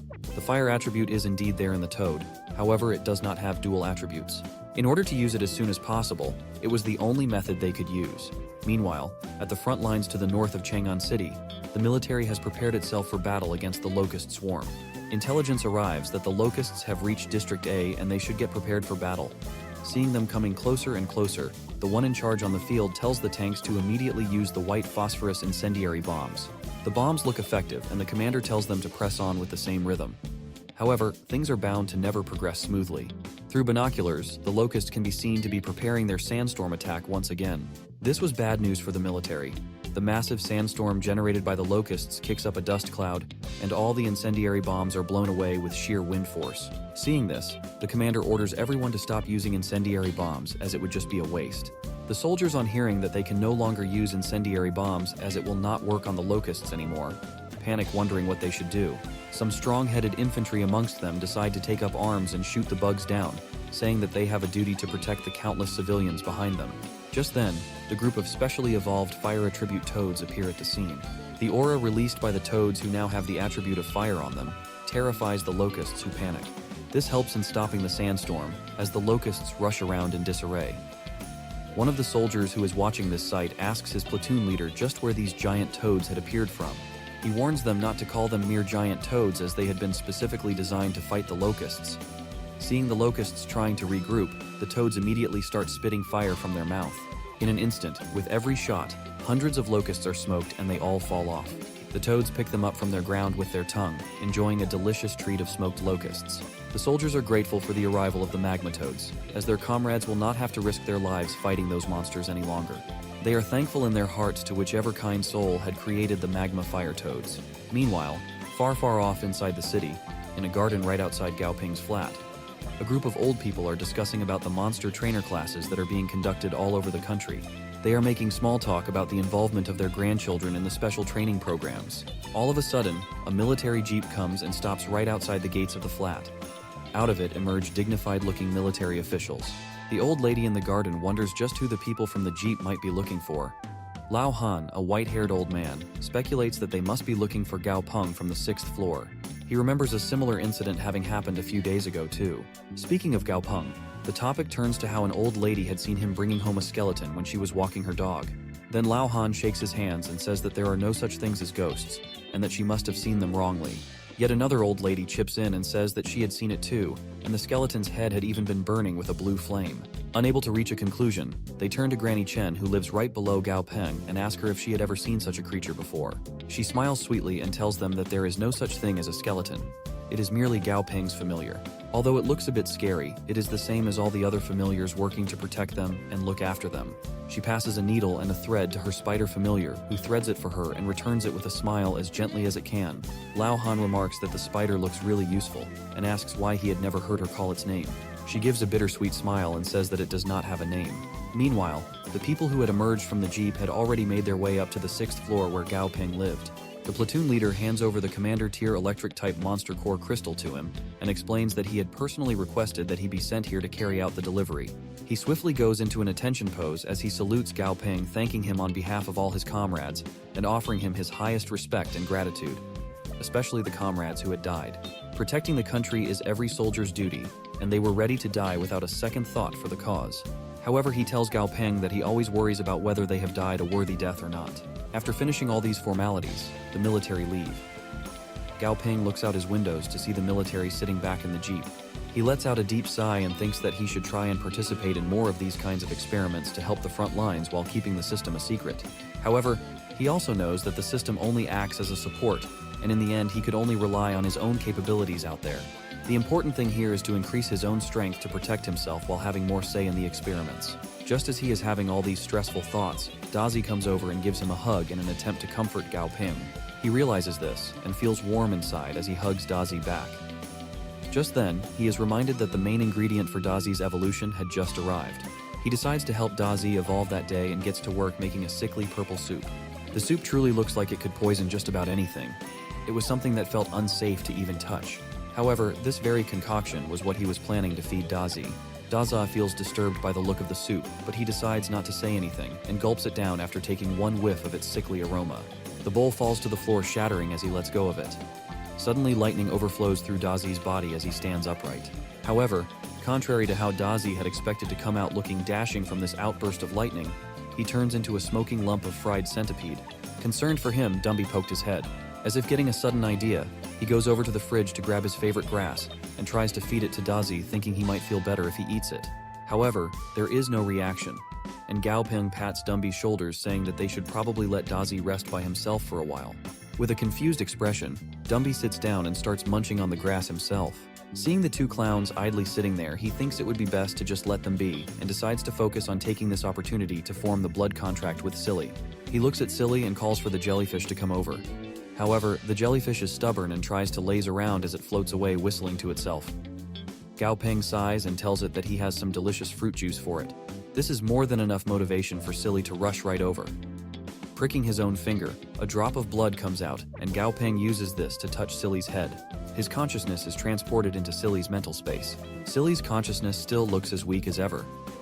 However, this time it makes a conscious effort to float towards GAO Ping, quite unlike its previously timid nature. Seems like all that time and all the meals had not gone to waste.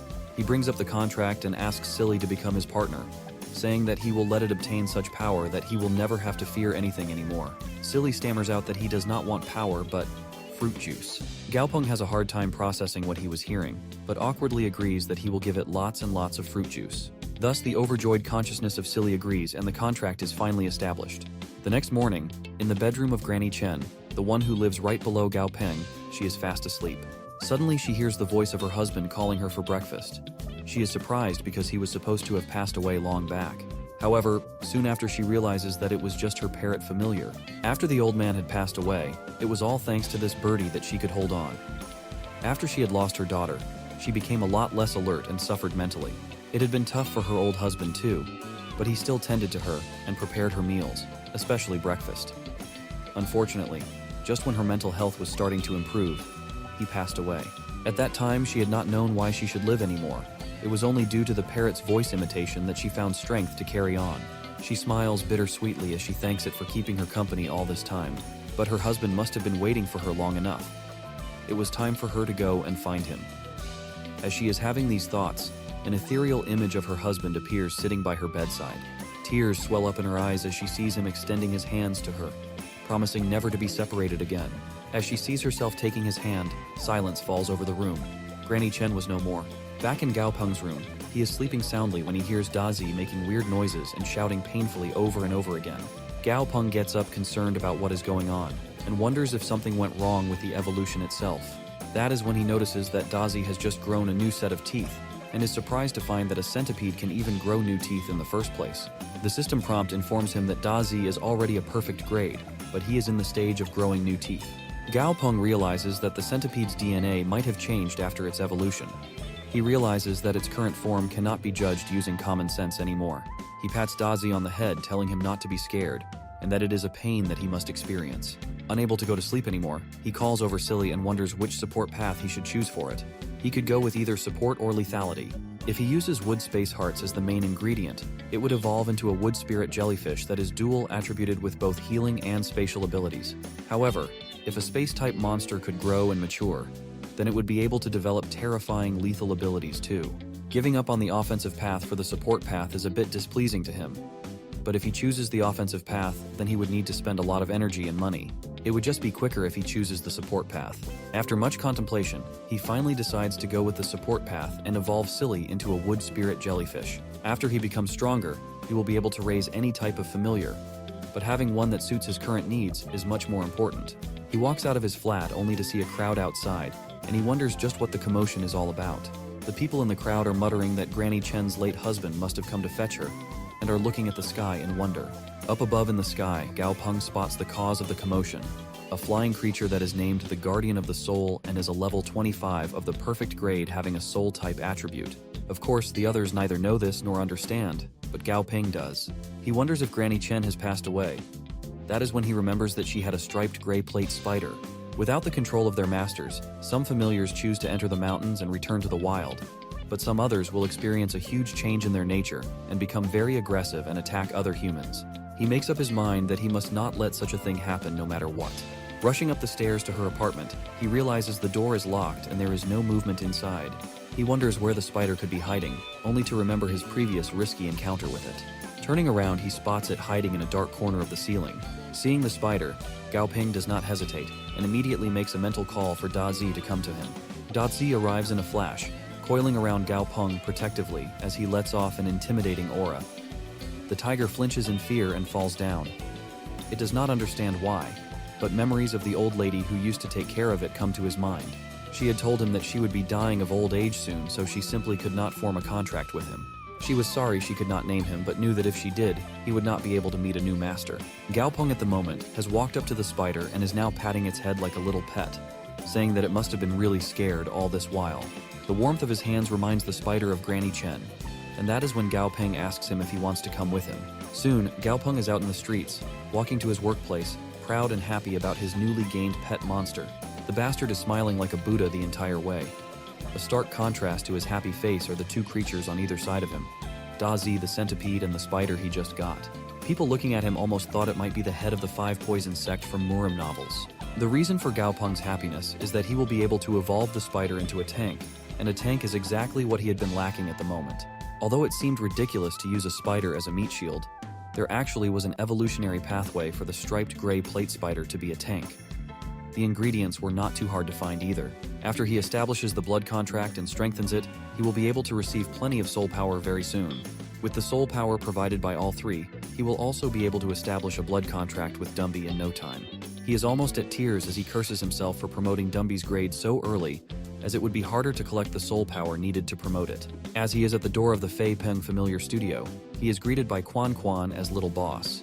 He is surprised that she called him Little Boss because she usually just calls him Master Gao. She has twinkling eyes as she says that it has been quite a while. A long while. A lot of people had been inquiring about GAO Ping when he had left, but there were also customers who specifically wanted to see him despite telling them to wait since he was not free. Yet she was unable to get in touch with him at all throughout the week. He feels anxious as he tells her that they should talk things out slowly and gives her a list of ingredients to prepare that she snatches out of his hands. She walks off pouting as GAO Ping sighs at his luck. In his laboratory, he tells the spider not to be sad and to partner up with GAO Ping since he can give it a loving home. After the spider agrees, he starts preparing the evolution solution. After a lot of careful preparation, the solution is ready. He tells it that the body color of the spider is gray and it is a striped gray plate spider. After evolving, he will become a gray armored spider. He decides that since Silly and Dumby both have a name ending with the letter Y, he will name the spider Stripey, and so he bathes the spider in the solution. As the transformation occurs, GAO Ping is struck by the sharp pain of soul transfer, but he understands that it is only a fraction of the pain that Stripey is experiencing at the moment. He tries to muster a smile and encourages it to become stronger, saying that one can only rely on themselves to overcome the pain of becoming stronger. Just then, Quan Quan comes in calling for him. She informs him that a customer was here, and it was one that looked quite rich. He smiles and says he will be there soon. Since he has one extra mouth to feed, he should naturally go and earn more money. However, he is surprised when he finally comes out. The familiar of the rich person sitting on the sofa appeared to be of the commander tier. He tells Quan Quan to stay near Stripey and watch over his evolution while he discusses things with the customers. He also tells her to pour the contents of a specific test tube into the container the moment the liquid inside turns into a lighter color. With that taken care of, he goes ahead and greets the customer who shakes his hand firmly with a smile. He says that he had long heard of his GAO Ping's fame, and it was a pleasure to finally be able to meet him in the flesh. He introduces himself as Lu Xie, currently a freelancer. He used to own a small herb garden previously, but it had been sadly destroyed by gray devil spiders. His garden was now still under repair. GAO Ping exclaims, asking if it is the City East's herb garden, and the person is surprised to find that GAO Ping would know of his little garden and feels honored. GAO Ping wondered just what he had done for the person to be praising him so much. He does not think he is that well known, and is confused as to the zealous show of respect. Noticing his confusion, Lucia realizes that Gao Ping might not be aware of it himself, and explains that Lucia had recently been invited to the military's celebration banquet a while back. During the banquet, Director Chen himself said that Gao Ping had been the key contributor to the magma fire toad's research process. This had in turn led to Gao Ping's fame increasing quite a bit. Lucy decides to hold off on the small talk and gets back on topic. He has a familiar he needs to strengthen, and believes that Gao Ping would be the most capable and trustworthy to entrust his pet's evolution to. As he signals a servant to raise the red cloth draped over a cage he had brought, an interesting sight is revealed. Gao Ping is amazed to find that the familiar that needs to be evolved is the ebony nighthound. According to what is known, all dog-type monsters have the possibility of evolving into an ebony nighthound. It is a possible alternate evolutionary path for dog-type monsters. The species has jet black fury that perfectly blends in with the darkness of the night, and is also capable of absorbing most wavelengths of light, making it the perfect assassin under the cover of the night. This property is also what makes it the most ideal watchdog. Thus, many manor and garden owners choose this as their familiar. Lucy states that he is aware of the way Gao Ping charges their customers, and that he can decide and determine the price of evolving commander tier pets himself. Lucy does not mind and tells him to do as he wishes. Gao Ping finds that on eliminating the 2 rarest and strongest paths for its evolution, and after eliminating 5 more paths that require materials that are too rare or have procedures that are too complex, he is still left with 13 possible paths. Gao Ping informs him that promoting the grade should be no problem at all, and he even has quite the few evolutionary paths for Lucy to choose from. The strength of the familiar would differ from path to path, and Lucy understands this, so he tells him that he will have the most expensive one. Gao Ping then says that it will then cost him 5,000 alliance credits. Lucy is taken aback by the price, but Gao Ping clasps his hands smiling like Buddha while he praises his decision-making skills. Suddenly he hears a loud noise coming from the laboratory. He rushes in and finds Quan shaking in fright. Stripey has successfully evolved into a gray armored spider, but he has broken the glass in which it had been kept. He scolds Stripey for doing so and tells it not to do such things, even going so far as to scare Quan. He tells it that no matter how strong it becomes in the future, it should learn how to control its strength and pats its head. Stripey feels embarrassed but happy at being given the attention. However, just then he stubs his toe on a piece of wood on the floor and starts writhing in pain. Gao Ping is exasperated and wonders why all the familiars under him seemed rather silly. He wonders if this was an example of the famous saying that said a man is known by the company he keeps. Shaking such thoughts out of his head, he looks at Stripey and tells it to go to his office first and stay quiet without touching anything. Stripey accepts the order, but crawls off in a strange manner, almost akin to a crab.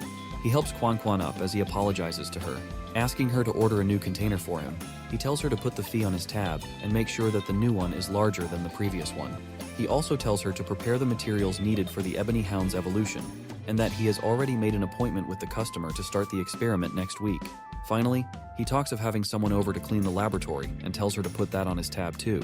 Since his apparatus is broken, he will not be able to continue work anymore, so he decides to head back home. Quan is depressed at the fact that they have to spend money again while Gao Ping leaves. While walking home, he thinks about how his house is starting to get more and more crowded, and it will be time for him to move to a house with much more space. It would be best if it is on the outskirts of the city because it will be more convenient for him to leave town for training or gathering medicine. Thus, he decides to contact a middleman for real estate when he finds time.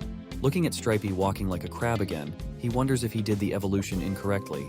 Kicking it gently, he tells it to walk properly and reminds it that it's a spider and not a crab. Seeing people staring at the confused spider, he lets out an exhausted sigh. A few days have passed and Gao Ping has just arrived at the real estate agency named I Love Houses. He is greeted by the salesperson he had talked with over call recently and asks if they can take a look at the house immediately. She speaks courteously and tells him that they can indeed see the house right away and they have even prepared transportation. According to his requirements, she says that they have been able to find a large villa on the outskirts of the city, which comes with a garden, a basement, and has clean surroundings, and tells him to have a look as she hands him an iPad. Seeing photos of the villa, he is quite pleased with the way the house is designed and how it looks. She even tells him that the villa has no basement, but since the surrounding areas belong to the same property, it will be possible for him to build his own basement.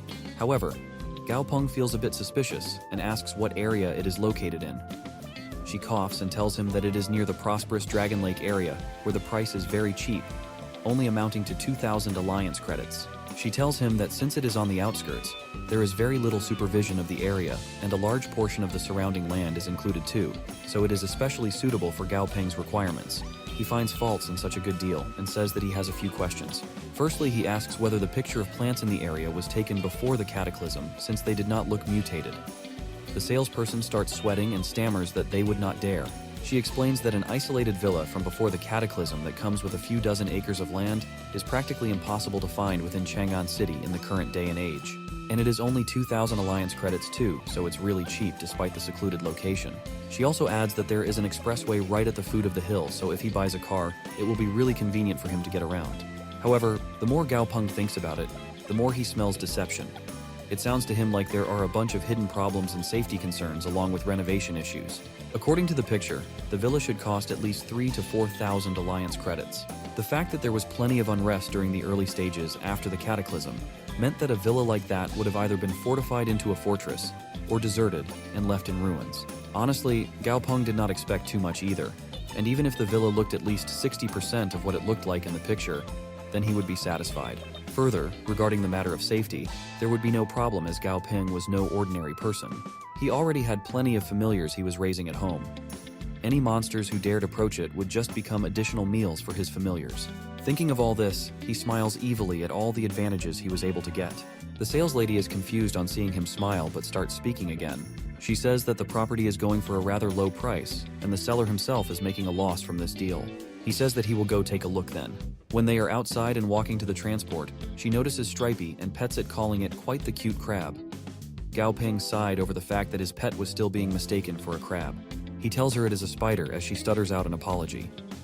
Just then, GAO Ping feels the presence of someone else watching him. He turns around but cannot see anyone. When the lady asks what happened, he decides to ignore it, and they proceed ahead to have a look at the villa. Little does GAO Ping know that he is being stalked by a person who has a camera in hand. Soon they arrive at the villa, and GAO Ping notices that it looks similar to the one in the pictures, but the exterior walls are very worn down, and there are a lot of creepers and crawlers growing on the building. After they head inside, he notices that there is not much dust inside the house, and wonders if the seller maintains the place frequently. The entire place is also fully prepped with furniture, and the only thing is that they are old models, and the chairs, tables, and floorboard all need some repair.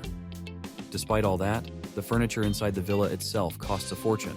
Even if the location is not good, it is impossible to sell it for only 2,000, and he thinks the entire deal is a bit weird. Just then, a man enters through the open door of the villa and asks if he is GAO Ping.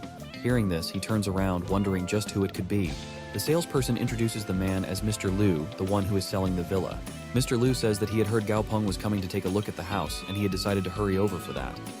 Seeing that he had rushed over just because of him, GAO Ping asks if they knew each other. The man smiles and tells him not to joke. After all, there was no one in the industry who had not heard of his name. He was the ace-up director Feng Sleeves and the hero behind last time's military action. He shows his business card to GAO Ping and tells him that he is also selling familiars now, and if GAO Ping ever needed any familiars or had intentions of collaborating, then he can give him a 20% discount. GAO Ping is impressed by how well Mr. Liu was promoting his business. Suddenly, Liu asks if the villa has been to his liking. He says that he hires someone to clean up the place every season, and if he wants to buy it, then he will only need to pay a small maintenance fee, and then he can move in straight away. GAO Ping says that it is honestly a very good deal, but he finds one problem in this whole situation. Although the location is not good, the villa itself is at least 4,000 alliance credits. 2,000 alliance credits are way too low and below the market price, so he is confused as to why Liu was selling it for so cheap. He tells GAO Ping that the villa had actually been bought by him for his parents to enjoy retirement. He makes a sad face as he recounts the past. He says that his parents were villagers who were not used to city life, so he had bought a villa on the outskirts for them. They had worked themselves to the bone their entire lives for his sake, and as a son, after achieving some success in life, he had naturally wanted them to enjoy the rest of their lives. However, the waves of monsters had ruined everything. His parents had not made it in time to enjoy anything, not even for a day. They had slaved away their entire lives. He ends up punching the table in frustration as he gets angry at the cruel world and the events following the cataclysm. After calming himself down for a bit, he tells GAO Ping that he had originally wanted to keep this villa as a memory, but he heard that GAO Ping had been looking for a house with similar requirements, so he asked the agency to recommend it to him at 2,000 credits. He tells GAO Ping to just see the cheap price of the villa as an investment in him. After all, Liu was not young anymore, and his ability was limited. H did not have the chance to do everything he wanted to, and he knew that young people like GAO Ping would be the pillars for the future of the city. With a sigh, he hopes that such an incident is not repeated again. Hearing the sad tale, Gao Ping is reminded of his own parents who had passed away in the cataclysm and feels sympathetic for Mr. Liu. Making up his mind, he thanks him for his trust and decides to buy the villa. As he comes back home, he finds that Dumby and Silly are just munching on their favorite snacks and do not even greet him, these gluttons. He smiles and tells them to come over as he has brought nourishment, especially for them. He adds that they taste much better than orange juice, yin, cedar needles, or all that stuff. Hearing that, everyone immediately rushes to the table where Gao Ping has laid out the food. Seeing them salivating, he tells them to dig in with a smile. Just then, Sister Tang arrives at his doorstep exclaiming that his house sure seemed lovely. Gao Ping is delighted to see her as she enters and looks around. Seeing DAZI has leveled up, she bends down to pat his head only to notice that he has started growing teeth too. With an enthusiastic smile, she tells it to come closer as she checks to see if there are any teeth that grew in the wrong direction. Seeing it in such a tough spot asking for help, Gao Ping just turns away and tells DAZI to bear with it for a while. Sister Tang then turns around and says that she has heard he bought a villa recently. He is surprised news had traveled so fast and says that the villa needs some renovating so he will not be moving in immediately. She tells him to make sure to invite her over. With passionate twinkling eyes, she says that he does not have enough experience, so he should be sure to not get fooled. Settling that matter, she decides to head out and leave the house, leaving Gao Ping wondering if the villa was cheap due to other reasons too. Meanwhile, sneaky Sister Tang is planning to buy a villa right next door to Gao Ping's. Of course, it will be completely natural and just a coincidence and no one would be the wiser. Gao Ping is currently on the outskirts of the border of the outfield training camp. It has been a while and the second training camp is currently underway. It would be best if he can gather all the materials that day, but he only has 3 days of vacation, and that day would be the last day. In case he is not able to gather all the wood space heart that he needs, he will have to wait until next Monday before he has time to go out again. That would delay things too much. Suddenly he senses danger and turns around swiftly to find an elite tier monster, a black creature named the Gray Sand Bobcat, sitting on the branch of a tree. He is amazed that the very first monster he encounters in the periphery